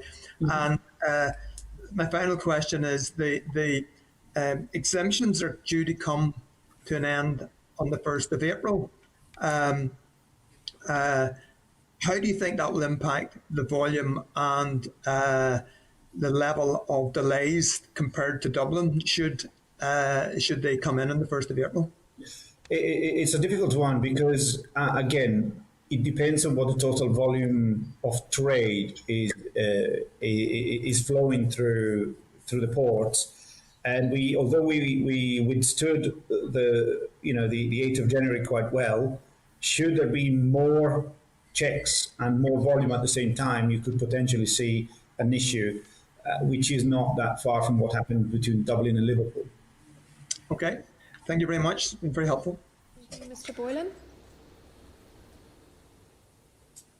Yeah, thanks, Chair, and thanks for the presentations. Just a couple of points. Obviously, and I appreciate what Mr. Beggs said about having limited information, but the ports are the first call in terms of the overall economy, because I remember we visited Belfast port way back a number of years ago, and they were the first ones to pick up the downturn in the economy in terms of the volumes of stuff coming onto the island. So it's a key product in relation to that. But I just want to talk about, clearly you're saying there the volumes, be it right across the board in terms of all the ports operations, they're steady and they haven't been impacted. But you clearly had your post-Brexit plan, and then unfortunately COVID has hit us. In terms of your overall business plan and where you're at now, and it's right across the board to all of you as one that's speaking that, in relation to where your actual business plan and trying to deal with COVID and your post-Brexit plan, would you like to just expand a wee bit on that, where you are in relation to that, your overall business plan? Or are you not getting the right sense of it because things won't happen within the last 6 or 8 weeks and it's hard to gauge that? Well, I can start from Belfast, and the answer is exactly as you've just described. The port industry typically does see sort of month-on-month fluctuations in traffic, so we would never try to gauge traffic levels or a pattern from one short period of 6 weeks. I think I made that point right at the very, very start. I mean, approximately so far it looks to be it's running roughly an expectation on freight traffic, but I think, as David mentioned earlier on, there's an element of displacement from Dublin that's maybe boosting that.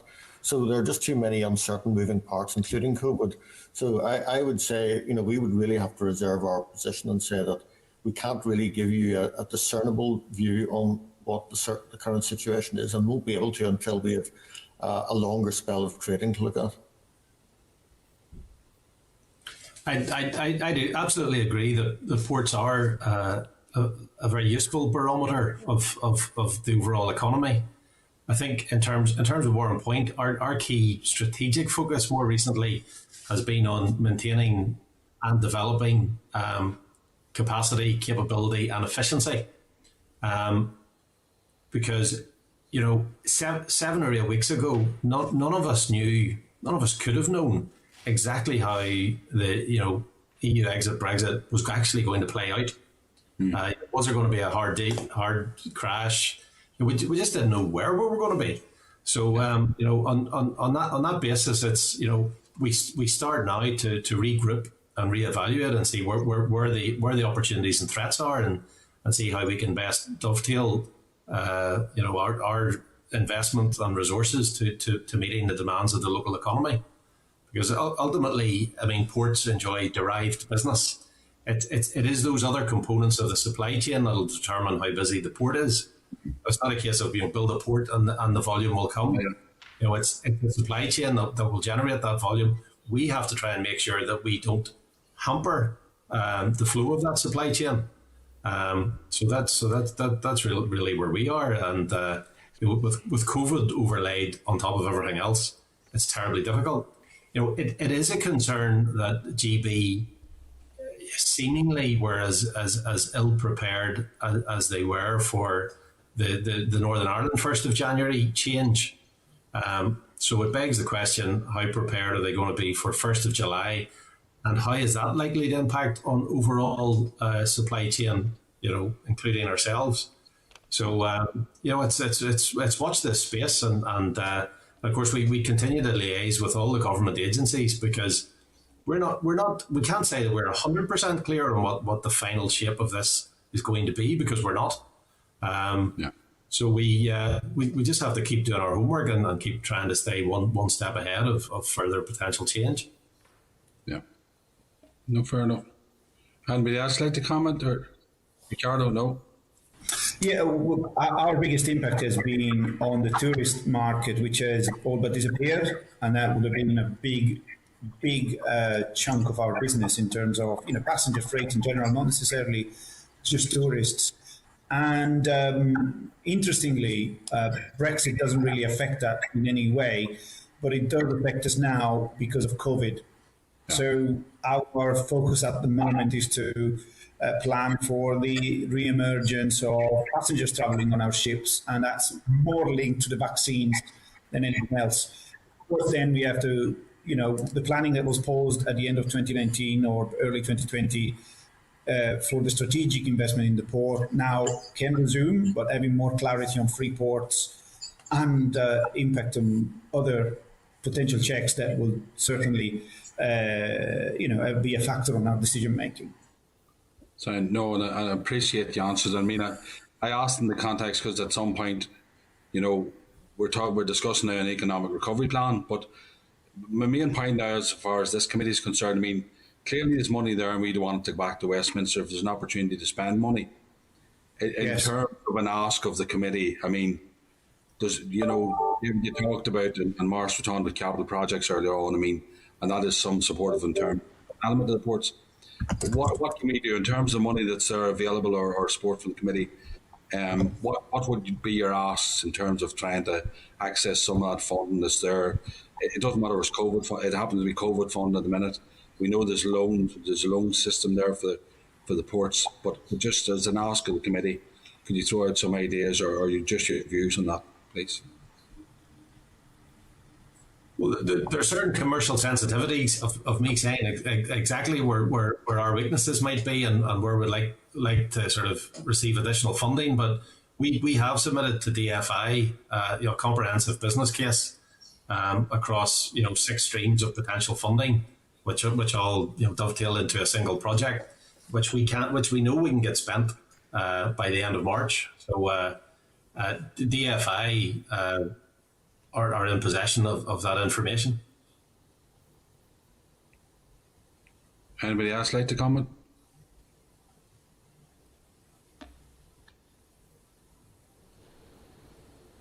Hello, Maurice? No.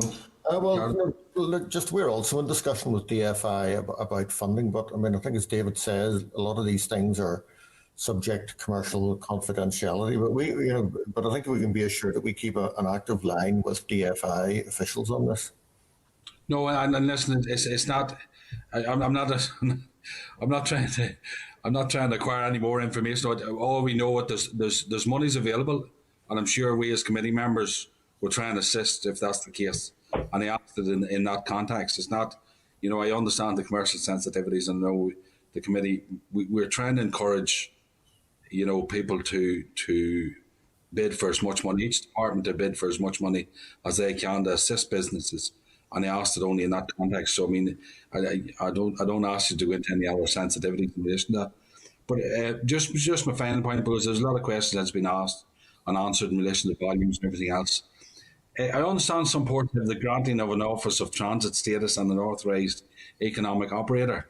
Could you explain what sort of advantages that brings, and do all ports have this? Or can you respond to that, please? Well, I can make a start. Is about the best I can do in that one. So Belfast Harbour is an authorised economic operator, and basically. The basic regime is that when goods come into a port, they have to come in under customs control in some form or another, be it under temporary storage or be it under the pre-lodgement model. And if you have an authorised economic operator status, in my belief anyway, that streamlines that process. So that's the AO side. The Office of Transit is a slightly more difficult one to answer, and the reason for that is the issue of scale, because transit conventions are where goods are moved, say, from Northern Ireland through a third party to the European Union. Traditionally, we didn't see a huge amount of direct traffic directly from Northern Ireland to the European Union through the roll-on, roll-off methodology. It would be normally through containers. So that is one of those areas where it's too early to say, because until we see the new trading patterns settle out, we do not know what the impact of that will be. But in theory, it's an important component of making sure that you get free movement of goods. But if you can imagine, in the previous world that we lived in, it was kind of free flow straight down GB. And the patterns, we were informed by the carriers, by the way, because we don't have direct information on this, that we could actually place reliance. That was quite a small amount of traffic, but that might change in the future. So that's kind of a work in progress. I know that's maybe not an entirely clear answer, but it is very much a work in progress at the moment. In the case of Warrenpoint, we upgraded to the AEOC status because to use a metaphor, if you're going to stay in a 5-star hotel, it's going to have a nice restaurant and it's going to have a swimming pool and all the rest of it. Anybody considering using Warrenpoint Port as a discharge destination will know that we have the best of customs arrangements in place. There is an assurance there to any potential customers. So we did that. There's also certain benefits to the port because you then achieve a certain level of professionalism. The actual liabilities that the port has to hold, or the reserves against liabilities that the port has to hold, are in practical terms reduced. So there is an investment in getting to that standard, but there are benefits that come back. Also, in terms of Office of Transit, previously Belfast was the only port that had Office of Transit status in terms of origin and destination. So again, for the benefit of our customers, and we're not sure how much it's likely to be used, it means that anybody any cargo that has been involved in a third country or it's on its way to a third country, can use Warrenpoint without having to go to Belfast to get paperwork filled in. So again, it's about trying to offer best possible customer service. Okay, thank you. Chair, that's me. Thank you very much. Thanks for the presentation, gentlemen. Thank you. Mrs. Kelly, finally. Sorry, Chair. Thanks very much, everyone.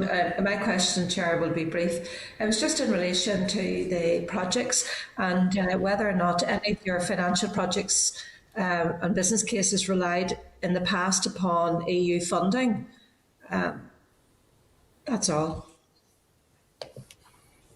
Well, Belfast, I think we can go first. I can't answer that exactly, but not since about the year 1990.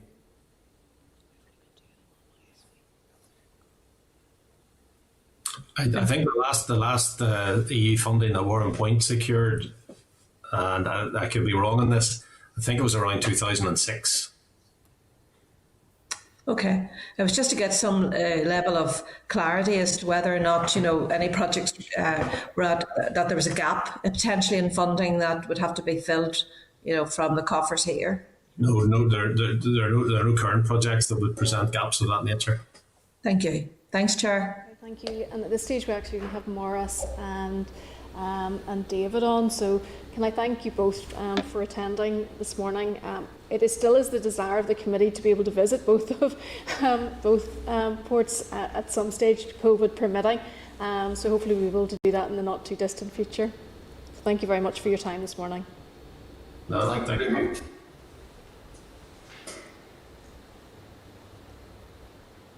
Okay, members. Just to follow up on that, obviously Liz had suggested perhaps we write to the Minister just in relation to infrastructure projects.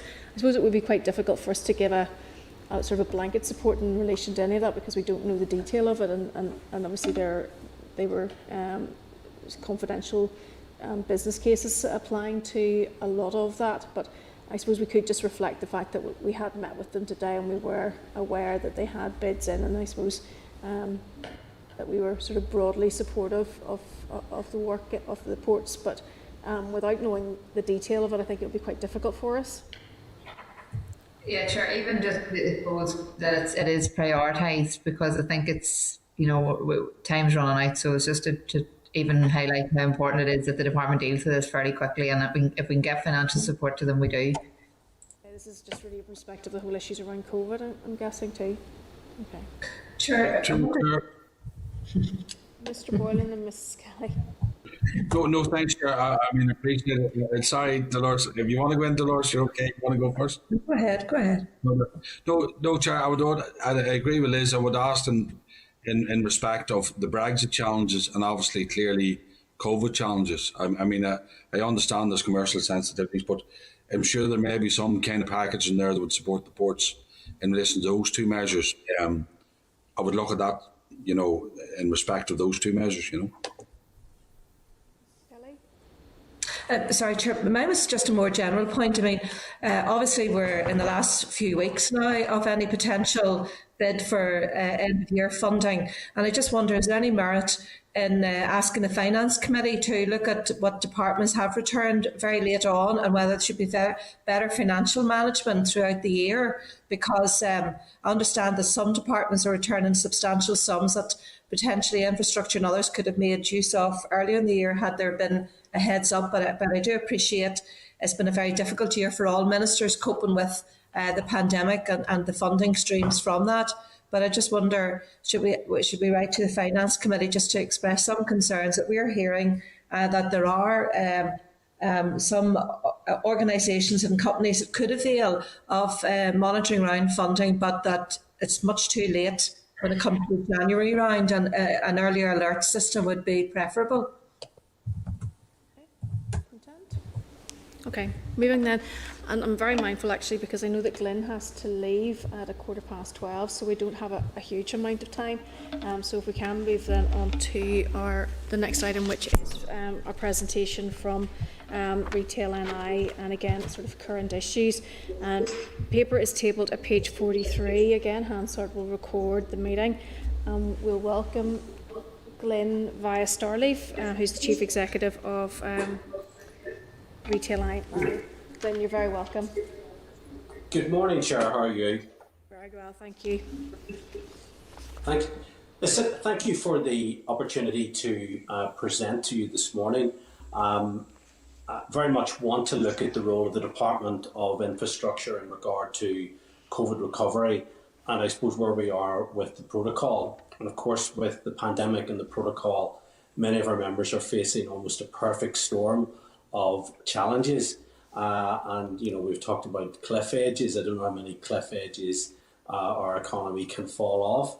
But I think it's important, both with the pandemic and indeed the protocol, that we adopt a solution-based approach and try and work through many of the problems and challenges that we face. And perhaps if I can maybe touch upon the role of the Department of Infrastructure in terms of COVID recovery. I've sort of tabled a paper and give a bit of context and again some of the solutions that we would like the department to focus on, not just in terms of COVID recovery, but the rebuilding and restructuring of our economy generally. And it is worth pointing out the Department of Infrastructure will be a key part of the new High Streets Task Force. So it will have a key role in terms of helping to recover from COVID and the impact it's had on our high streets, but also helping to shape that 21st century vision for our town and city centres. I think it's worth, pointing out that, that the pandemic has literally tore up all the rules in relation to our high streets. It's accelerated, I think in many cases, the pace of change for our high streets. Not all of that clearly is good. It's directly contributed to a number of large retailers closing their doors or moving 100% online. But I think it is very much, we now need to be, in a position where the new High Street Task Force focuses on the 4 Rs in relation to a regeneration framework for our high streets. And that's repositioning, reinventing, rebranding and restructuring. And I think key to all of that is developing the concept of localism. And what that means is repurposing our town and city centres to make them unique hubs in the heart of our local community. I think one thing that we've seen during this pandemic is that, and indeed we're still seeing this, is that because of obviously the guidelines and the regulations, and with the huge growth of more people working from home, that means they're staying local, they're buying local, and indeed when hospitality was open, they were socialising local as well. And that obviously presented an opportunity for many of those traders to sort of try and capture a lot of those people. But that obviously has come at the expense of some of our larger cities, and principally Belfast city centre as well. And that poses some interesting challenges for our transport system. When we get to the other side of this pandemic, I think that certainly the role of the office will have to change. I think we'll see more hybrid working. I think we'll see home working, not necessarily the option for every business, because there are some sectors who can't have home working, and retail obviously is one of those. But what does that mean for public transport? What does that mean for investing in infrastructure in many of our local towns? And you referenced the city deals in the last presentation. Of course, the key thing with these city deals is making sure they deliver in terms of a modern infrastructure and are a catalyst for regeneration. And I think that very much this localism agenda, which we're very much keen to advance, is not just about supporting locals, supporting independent retailers. It's about changing the leadership model in many of our local villages, towns, and cities. And it's making sure that many of the members that we represent, many of the broader business community and civic society, are playing a full role in terms of shaping their towns, but also shaping the recovery as well. Some of the highlights that we would want to engage with the Minister on, we fully support the idea of the establishment of an infrastructure commission. I think with Scotland going for very much interested in exploring a 5-year moratorium on out-of-town superstore applications. And we've seen only this week, sadly, Antrim Abbey Council grant a large out-of-town superstore, completely ignoring the town centre first planning policy, which the Department of Infrastructure oversees, but also ignoring the impact that will have on many struggling independent retailers. And let's not forget the large supermarkets have done exceptionally well during this pandemic. Other practical things like devolving car parking and devolving on-street car parking to the local councils, with giving the councils greater responsibility over local councils. We're dealing with a practical issue with our members in Uri and Lisburn, where uniquely those two cities, obviously Belfast has this as well, they have paid on-street car parking. And in order to get that changed, they've got to go through a very lengthy process, engage with the minister. And in any other part of the UK, this would be sorted by the local council rather than trying to get a government minister to intervene in terms of getting changes to car parking in Lisburn and Lisburn and Newry city centres. And very much they want this change to help with the recovery of their city centres. I think that we really do need to push on the high speed or certainly improve rail journey between Belfast and Dublin. A few years ago that was a very left field idea. Now it's very much a mainstream idea, with obviously the Irish government putting in as a major priority and looking at the economic viability of this. But we also need to focus on the need to invest in many of our rural towns. And many of those rural towns have an opportunity to bounce back from COVID because they, as I've said, they have captured so many of these local people who are working from home and are maybe doing a bit more with local independence. And maybe there's an opportunity there. But at times, many of those small towns and villages, many of our members in those towns and villages feel very left behind with the city deal, even the very term city deal. And we've got to ensure that we have very much these city deals work for all parts of Northern Ireland. And obviously, in that context, reviewing obviously rural transport connectivity is crucially important as well. So I think the Department of Infrastructure has a key role to play in all this. But I mean, obviously, things like the list of big projects like York Street, A6, A5, the transport hubs, all of those things, I know that there were in there about these might need to be renewed because obviously COVID has changed things. I still think that those are our priorities along with our small towns and villages. And of course, I mean, I think very much in terms of a general point on the economy, I was very struck about what the health minister said a few weeks ago when he talked about the importance of the health service and the new vision for the health service not being returned to where the health service was in January 2020, but doing something different and better. And I think that's very much what we need to be with our economy. There's no point us going back to just where we were in infrastructure as well in January 2020. We need to do something bigger, bolder. And I think we need a broader vision of how we can make Northern Ireland an ecosystem of innovation. Just turning to where we are with the pandemic, I think there's absolute doubt that we need to adopt a solution-based approach and have a laser-like focus on what the solutions are to the many challenges with the protocol. There's no doubt that we do need a further extension in the grace periods. Obviously, we're facing one this week, and I think that it's not just about extending these grace periods just for the sake of it or kicking the can down the road. We do need long-term solutions to many of these challenges. And I think one of those solutions has been pushed very strongly is the Swiss model. So it will be interesting to see where tomorrow's meeting moves forward. And we'd be certainly keen to input into that meeting. We haven't been asked as yet. But I think it is an onus on the UK and EU showing continued flexibility. It's about ensuring that we have a supply chain, just touching upon what our colleagues in the port said, that a supply chain which obviously provides stability, certainty, that avoids cost, avoids delay. And I think that is crucially important for obviously our retail sector being a key part of the supply chain and the just-in-time supply chain process. And I think that we sometimes lose sight of what we want to achieve with all of this, and we get into very technical,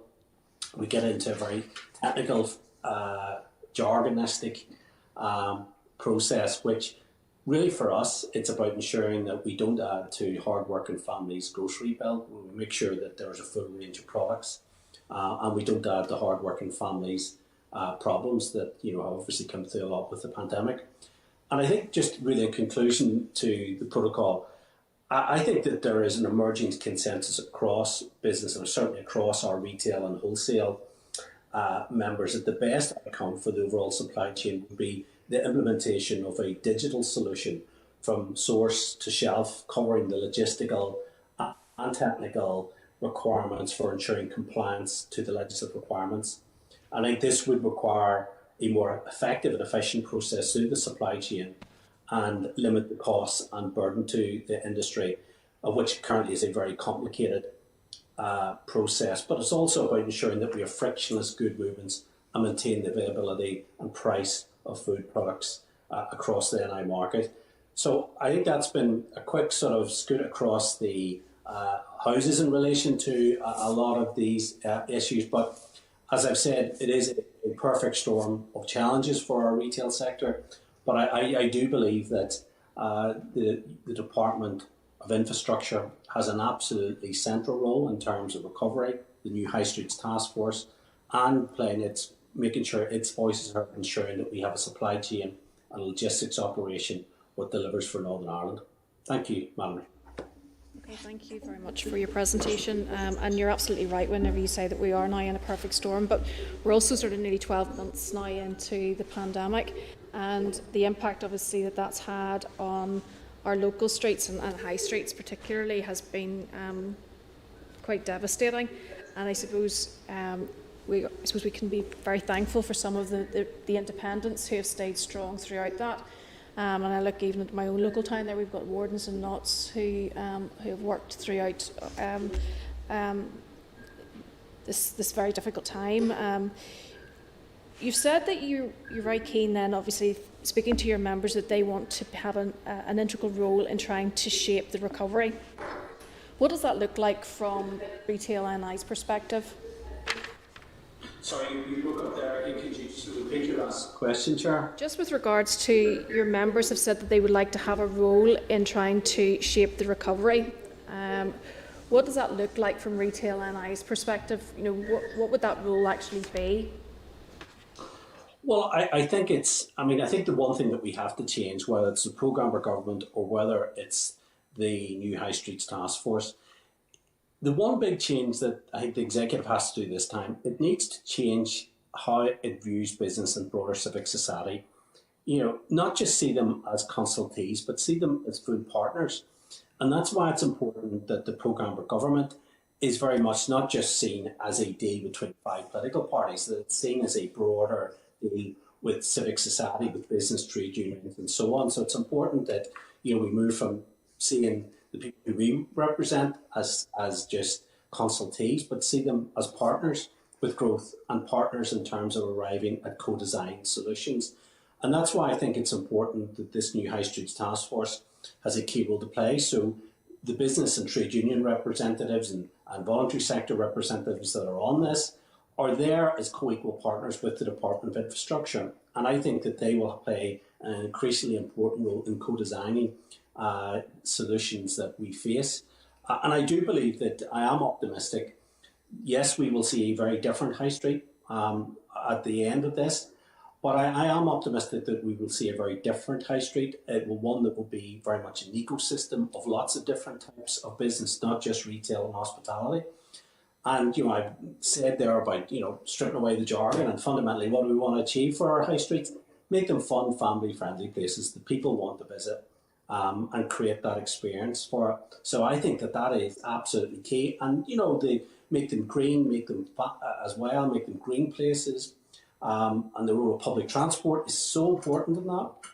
You know, obviously, as is making sure that we have strategies for people who want to walk, who want to cycle. And obviously, public transport, it's making sure public transport is people's first option rather than their last option. Alongside that, making sure there is affordable and accessible car parking as well. So I think it's about getting the balance of all that and making sure that we have our town and city centres about moving people rather than just cars. Okay, you've made a number of suggestions in your paper. One in particular is, as with Scotland, we need a 5-year moratorium on out-of-town superstore applications. Obviously, planning can be quite slow anyway, so that moratorium may happen regardless of a policy. Have you any data which has reflected any success with regards to that, even be it Scotland or elsewhere, for recovery of town centres? Well, I think that firstly sorry, I'm just going to... can you hear me okay? I think that. Sorry, I'm getting a lot of feedback. Are you? Hello. We can hear you. Well, I think that firstly, because the Department of Infrastructure. Sorry, I can't hear. I'm getting a huge amount of feedback. I can't.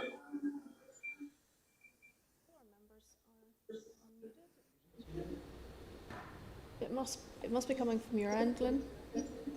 How's that? Well, that seems a bit better, but I think that, obviously the Department of Infrastructure sets this strategic policy in relation to planning. So it has an important voice in all this, and obviously councils do have a key role in terms of granting planning permission. But I mean, one of the key reasons why Northern Ireland has the highest shop vacancy rate in the UK is because, and it's not the only reason, is because, the huge amount of out-of-town retail development which has been granted in recent years.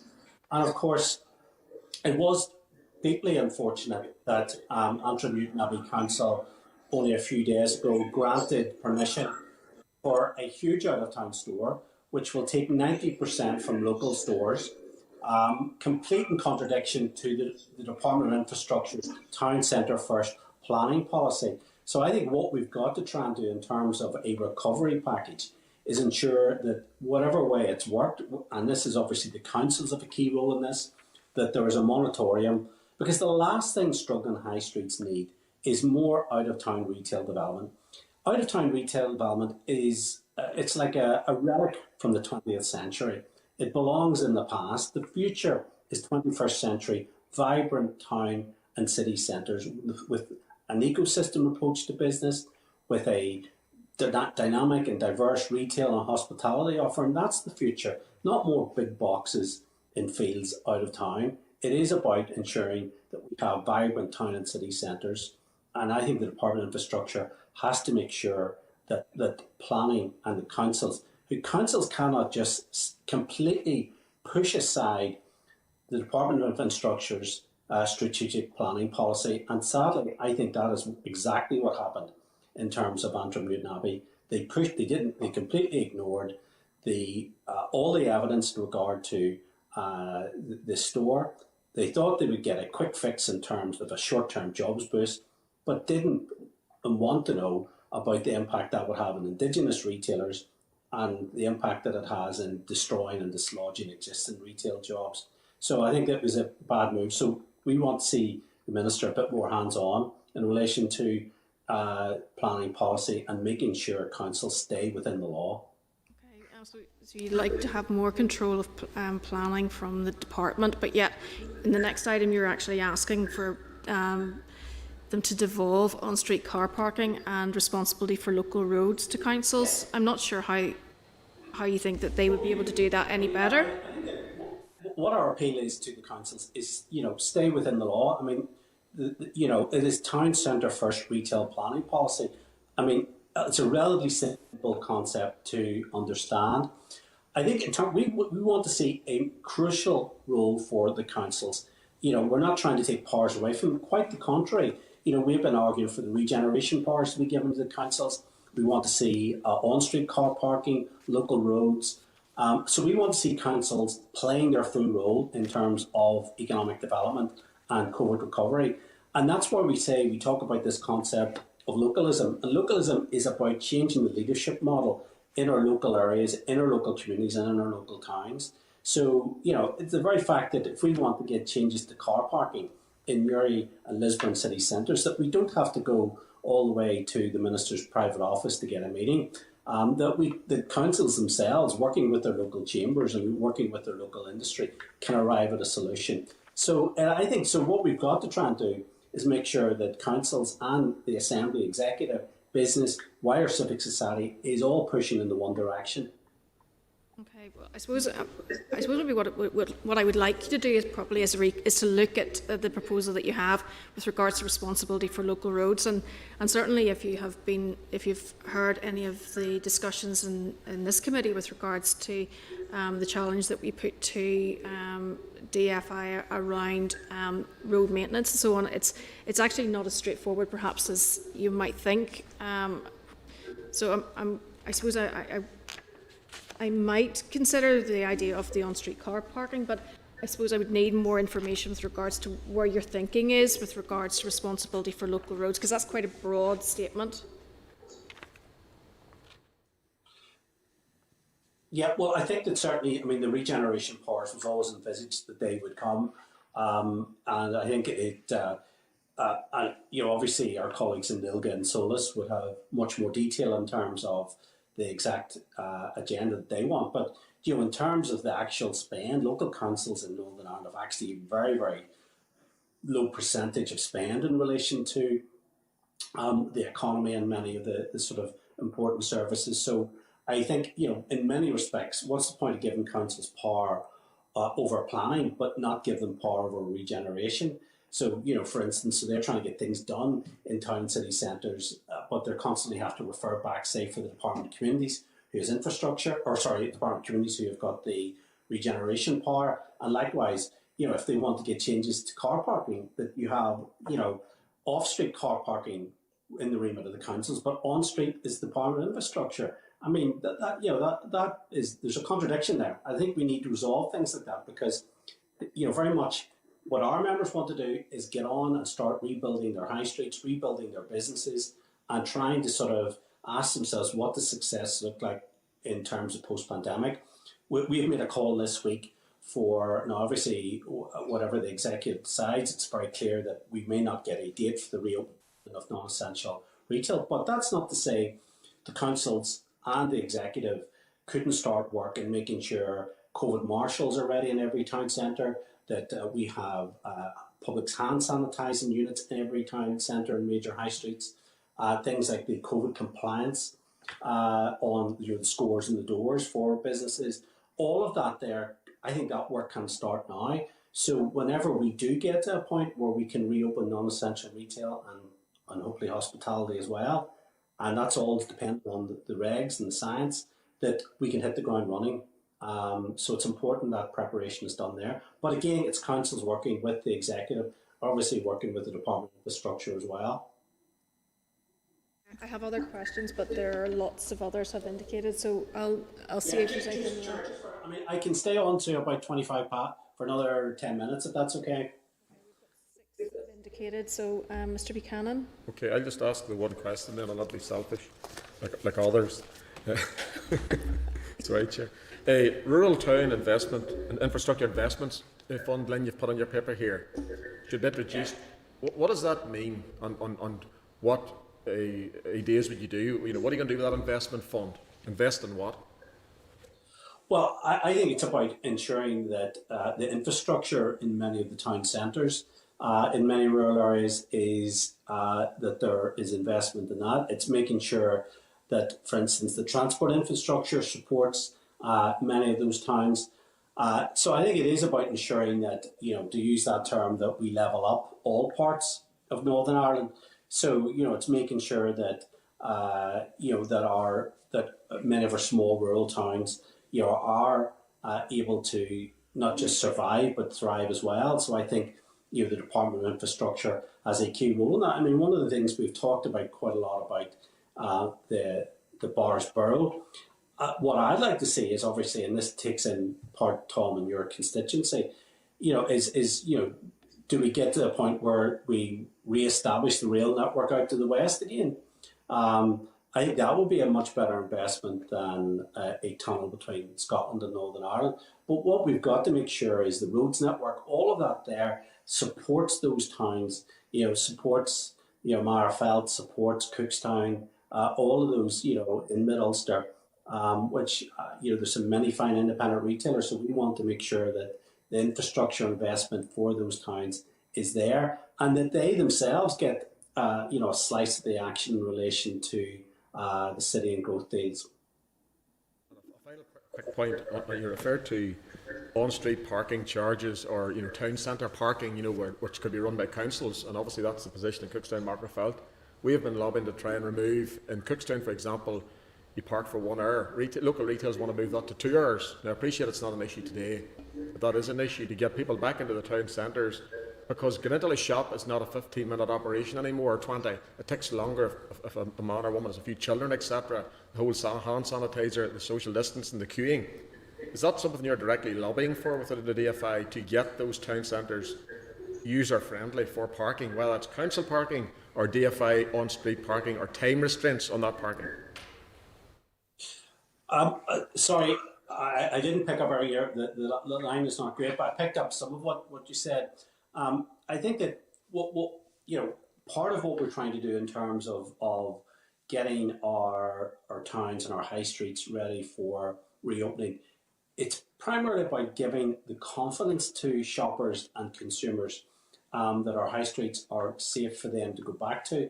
And obviously, our members have spent millions making sure their stores are COVID compliant. But what we've got to make sure is the external environment in our high streets and our town centres is up to scratch. One of the things that I observed during you lose touch when we're in lockdown and when we're not in lockdown is that 2-week period in December when retail and hospitality was reopened. The COVID marshals, the hand sanitising and the scores and doors, it was patchy. Some councils were doing it better than others. And then what we've got and what we've said to the executive office is we need them to ensure that there's a framework, that they produce a framework for councils to make sure that there is uniform across the board in all our major town and city centres and high streets. So I think, and obviously retailers are very keen to be part of that discussion. We're very, we put a number of suggestions. One of the things we'd like to see in practical terms come out of tomorrow's executive meeting is the restoration of click and collect on a strictly appointment-only basis. I think that will be an important lifeline and a first step in this sort of roadmap for reopening. Thank you, Chair. Okay, thank you. Mr. Muir?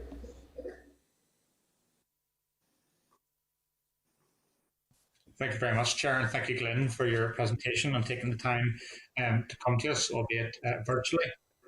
Conscious of time, so just my questions really around one issue, and you brought up in your briefing with Brexit. You were talking about digital solutions from the store to the shelf. Can you tell us a bit more about that? Well, this is something. I mean, this is an evolving situation. And may well change in the next few days.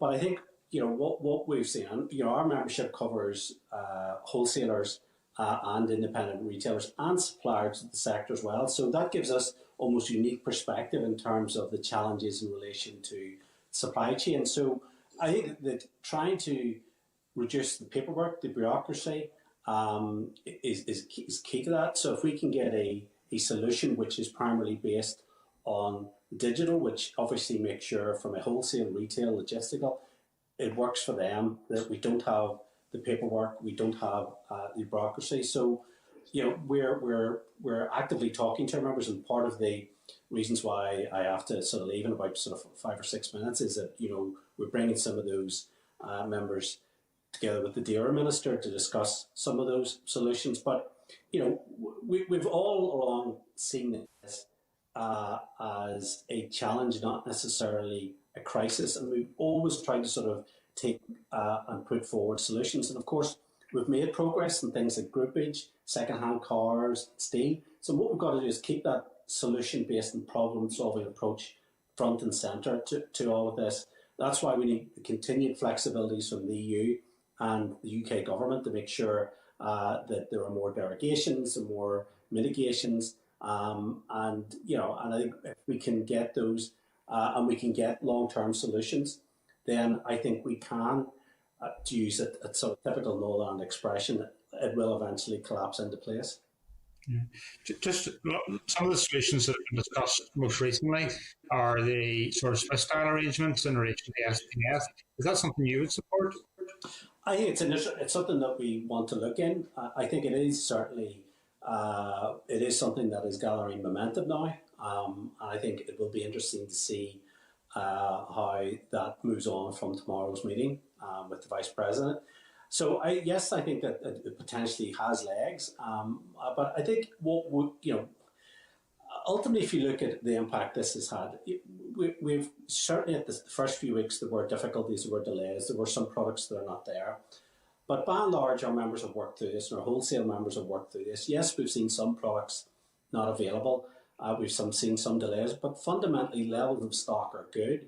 And we've made sure that if you look comparatively in many of our food retail member stores, that there isn't the same number of empty shelves. Now, that's not to say there isn't a problem, there isn't a challenge there. Yes, there is. And I think what we've got to try and do is get that continuing level of engagement. And I think very much what has to happen has to be an extension in the grace period, and not so that we can have that sort of laser-like approach to arriving at solutions and not just kicking the can down the road. Yeah. Lastly, just in terms of independent retailers, my local independent food retailer, which is the Mason Brunswick Road, as a nice little plug, is a great store because it sources a lot of its goods locally. And, the protocol and the arrangements that we're in place now means that Northern Ireland can trade with the EU and also the GB and a much better state, really, compared to other businesses in GB. Are you seeing people taking benefit of that fact, that there is freedom in Northern Ireland to be able to source goods locally? Well, I think, supporting local has always been the bottom line for many of our wholesale and retail members, so it's nothing new. And I think there could be the possibility of increased trade for many of those local businesses. And what we've tried to do in Retail and I is that we've brought a lot of those new manufacturers, producers into our membership, and we've tried to connect them up to our retail and wholesale members and tried to be their route to market. So Mash Direct's route to market quite a few years ago now was through one of our members in Killalay.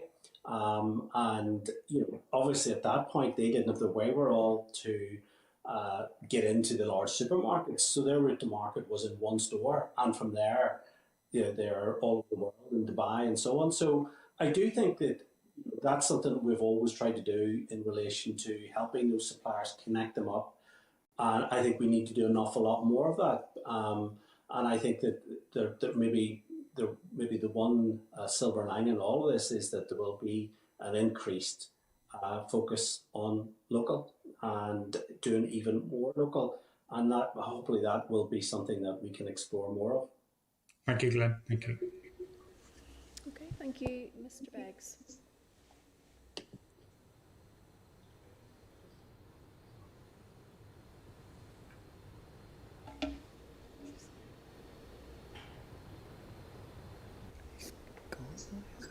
Royce doesn't seem to be there.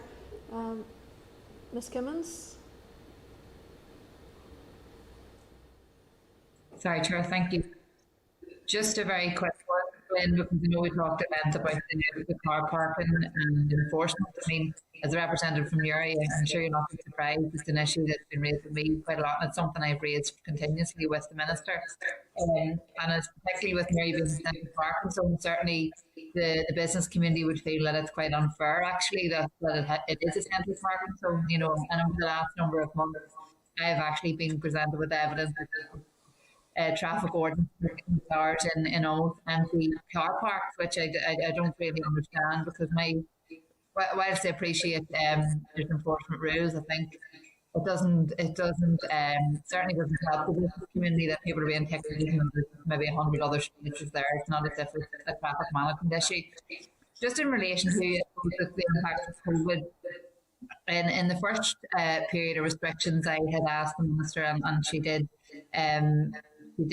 respond to it positively about relaxing parking enforcement, and the council has also stepped in and did that for off-street parking. This time round, I'd asked again, and unfortunately, the Minister declined the suggestion to either relax parking enforcement or reduce fees, or to try and help support businesses during this time. What would your thoughts on that? Do you think that is something that would help?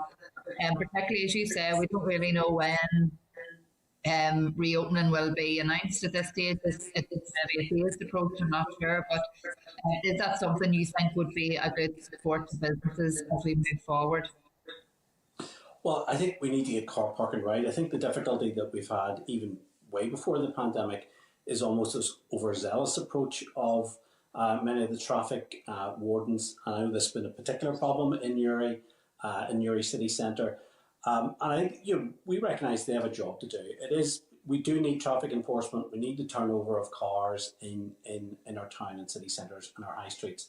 I think there is a particular problem in Newry and Lisburn in the fact that you're, as you said, your on-street car parking you pay for, whereas in Armagh or in Banbridge, your first hour on street is free. And you're probably thinking, that's not a great deal, but it is a great deal for those traders.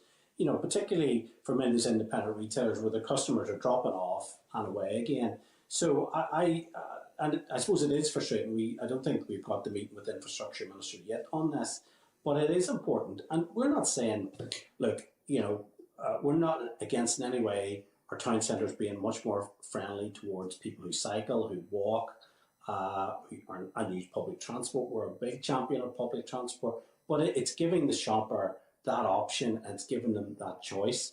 And I think that's crucially important. So, Lisburn and Newry, they're asking our traders there and the Chamber of Commerces are asking, very simple ask, give us what our colleagues in Banbridge and other surrounding towns have, 1 hour free in relation to on-street car parking, which means you can still have that turnover, but you're putting that less onus onto the shopper. And of course, the big out-of-town stores that I've touched upon, they don't have any traffic wardens. They can have bus routes, apps, if you like, changed to them. They pay less rates per square foot. So those big out-of-town stores have a competitive disadvantage or a competitive advantage to many of our town and city centres. And you know what? If we're serious about this recovery, that needs to stop. That absolutely needs to stop. And the frustrating thing that many of the COVID-19 regulations, now it's not intentional, but the biggest impact they have is in small independent retailers and small business. It's not on the large supermarkets. And one of the biggest things that we get through our office, is in relation to click and collect, where those big supermarkets can sell toys, books, clothes. Yet independent retailers who sell those very same products obviously are closed, but they can't even do click and collect. So what we've got to try and do, and this is what we're serious about recovery, is make sure there's a level playing field there for our town and city centres and the large supermarkets. And that's, I don't think, an unreasonable thing to ask for. Yeah, and I would certainly agree with you, Glyn. And I think just my final point on that is I know Newry Bid have done quite a lot of work on this. And they recently did a survey to define what the key issues were for local business. And the single biggest issue for the business community and wider was parking in Newry. So I think that, in the times we're living in, the fact that is still a major issue, it certainly tells me that something has to be done, something needs to be done soon. And now is the time when we look at the high street task force and all of those things that have been set up now. That all needs fed in and addressed, hopefully. But thank you, Glyn, and thank you, Chair. Cheers, Liz. Okay, Glyn, we have two others have indicated, Campbell Boylan and Martina Anderson. Do you have time to take their questions?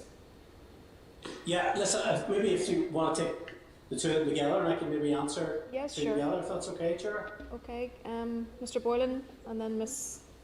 Anderson. Yeah, thanks, Chair. I'll be quick, and thanks, Glyn, for the presentation. Glyn, you're espousing here, the way that local people have gone back into the local towns that are playing a big part, like every 70 pence spent, goes directly back into the local economy. But my point is, how do we capitalise on that and keep the people there? You mentioned the issue of the Rural Town Infrastructure Investment Fund. Can you expand a wee bit more of that, or even make to the committee and your thinking in that? My final point, just quickly, is the issue of lack of connectivity in the hubs, people in these towns. So that's the three quick points. I know you're in a hurry. If you just expand a wee bit on those, please. Okay.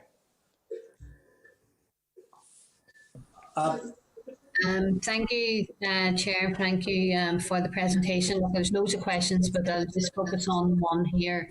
and it's in relation to the right infrastructure within the towns and cities and rural centres. If we want to best support our retailers moving forward. So I would like to add to the A2 Buncrana Road scheme. I had previously engaged with yourselves and the retailers about it. I've been engaged with the department. I know you're still concerned about the design of the road, and I think that's just an example of the retailers' voice, views, understanding needs to be taken into account by the department, and you can comment on that. I'll leave the rest of questions.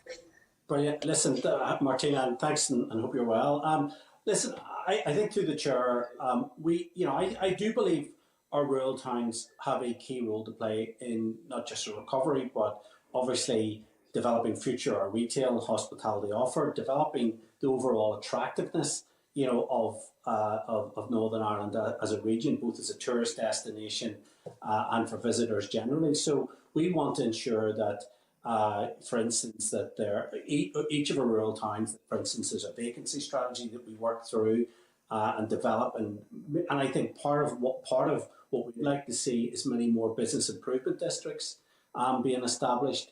The sort of 8 or 9 that we have at the minute have done a fantastic role. And what that does is it puts the traders back into the driving seat. So rather than them coming to MLAs or councillors, it's they themselves are part of, and as I said of this at the very beginning, that it's making sure the business community is co-designing the strategy, co-designing what the solutions are, and building something that's very different.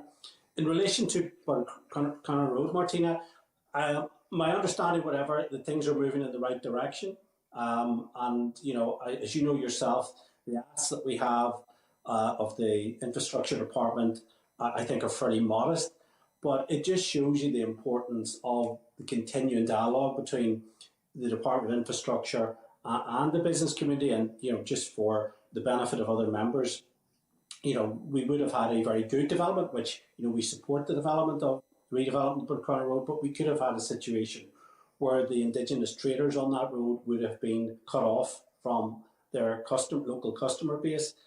So we're working at, again, solutions with the department to make sure that doesn't happen and this great investment can move forward.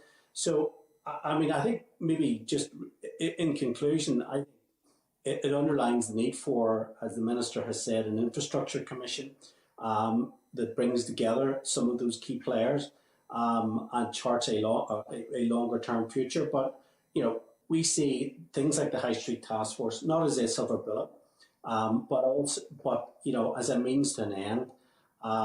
So I think that what we've got to focus on is the recovery, and I think that the Department of Infrastructure and the role of this committee has a key role to play in terms of that future debate. So, Chair, thank you very much. Apologies, I can't stay longer, but I have a minister on another line. Okay, thank you. Thank you. Okay, members. Have you any other comments in relation to that? This stage? No? Okay. We'll move on then to our forward work programme. Just on that, obviously Glyn he didn't go back on some of the points. Just maybe you could clarify in relation to those couple of points about connectivity and about the structural fund he mentioned, the investment fund. Maybe we can come back a wee bit more on that if we're right to him again, yeah? Okay, moving then to item 11, which is a forward work programme. Just draw your attention to that at page 143. At next week's meeting, there'll be a briefing from the department on the SL1 for a financial scheme for bus and coach operators, and then we'll have our own sort of short informal session just looking at forward work planning, and there'll be a presentation by the Assembly researcher. Just further on from that, on the 24th of March, I'll just remind you that we did receive correspondence some time ago from the ERA committee with regards to a briefing which they're going to be receiving from TSS and HMRC, and the proposal at that time was for it to be a joint committee session with ourselves, Economy and Agriculture Committee. So that's going to take place on the 24th of March. We've received correspondence which will be in next week's papers from the chair of the Economy Committee suggesting that she would actually then act as the chair of the sitting, and myself and the ERA Committee chair would then act as deputies. There will be a process which will have to be ironed out as to how we would then ask questions, because as you can imagine there are 3 committees coming together, so that's going to be a bit of a challenge. So if you're content, just really to note that in the meantime, but it was really just to flag that up, that that's coming on the 24th of March. Do members have any other business that they'd like to raise at this point? No? Okay. Chair. Mr. Muir? Yes, is under any other business? Yes. Yes. Yeah, it's just obviously in recent days we've heard reports in relation to what the UK government plans and the Union Connectivity Review in relation to a physical link between Scotland and Northern Ireland. And I would be proposing we write to the department and ask to see what contact and liaison has been made from the UK government and from the UK Connectivity Review to the department, because I think it's important that the devolved institutions are given their place in relation to this and given their opportunity to have their say. And I think the first step would be to ascertain whether the department has been contacted in relation to this and whether they have proper review in regards to that. We are aware that the Minister has been in contact with those carrying out that review, and the Minister was to copy us into her response, so it might be timely for us to ask for that as well. Yeah, it'd be good to get that, Chair, and that would be appreciated, and also to understand whether that contact was initiated by the review and by the UK government, because a number of these announcements are being made without any reference to the devolved institutions. Okay, anything further? Okay, so the next meeting will take place at 9:30 next Wednesday in room 29. So I propose now that the meeting's adjourned. Thank you. Assembly Senate Chamber Programme signed. This is the Northern Ireland Assembly Senate Chamber Programme signed.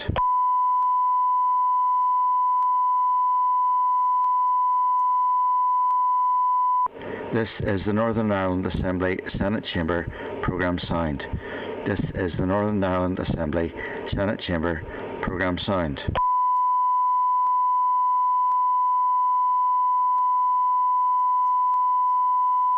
This is the Northern Ireland Assembly Senate Chamber Programme signed. This is the Northern Ireland Assembly Senate Chamber Programme signed.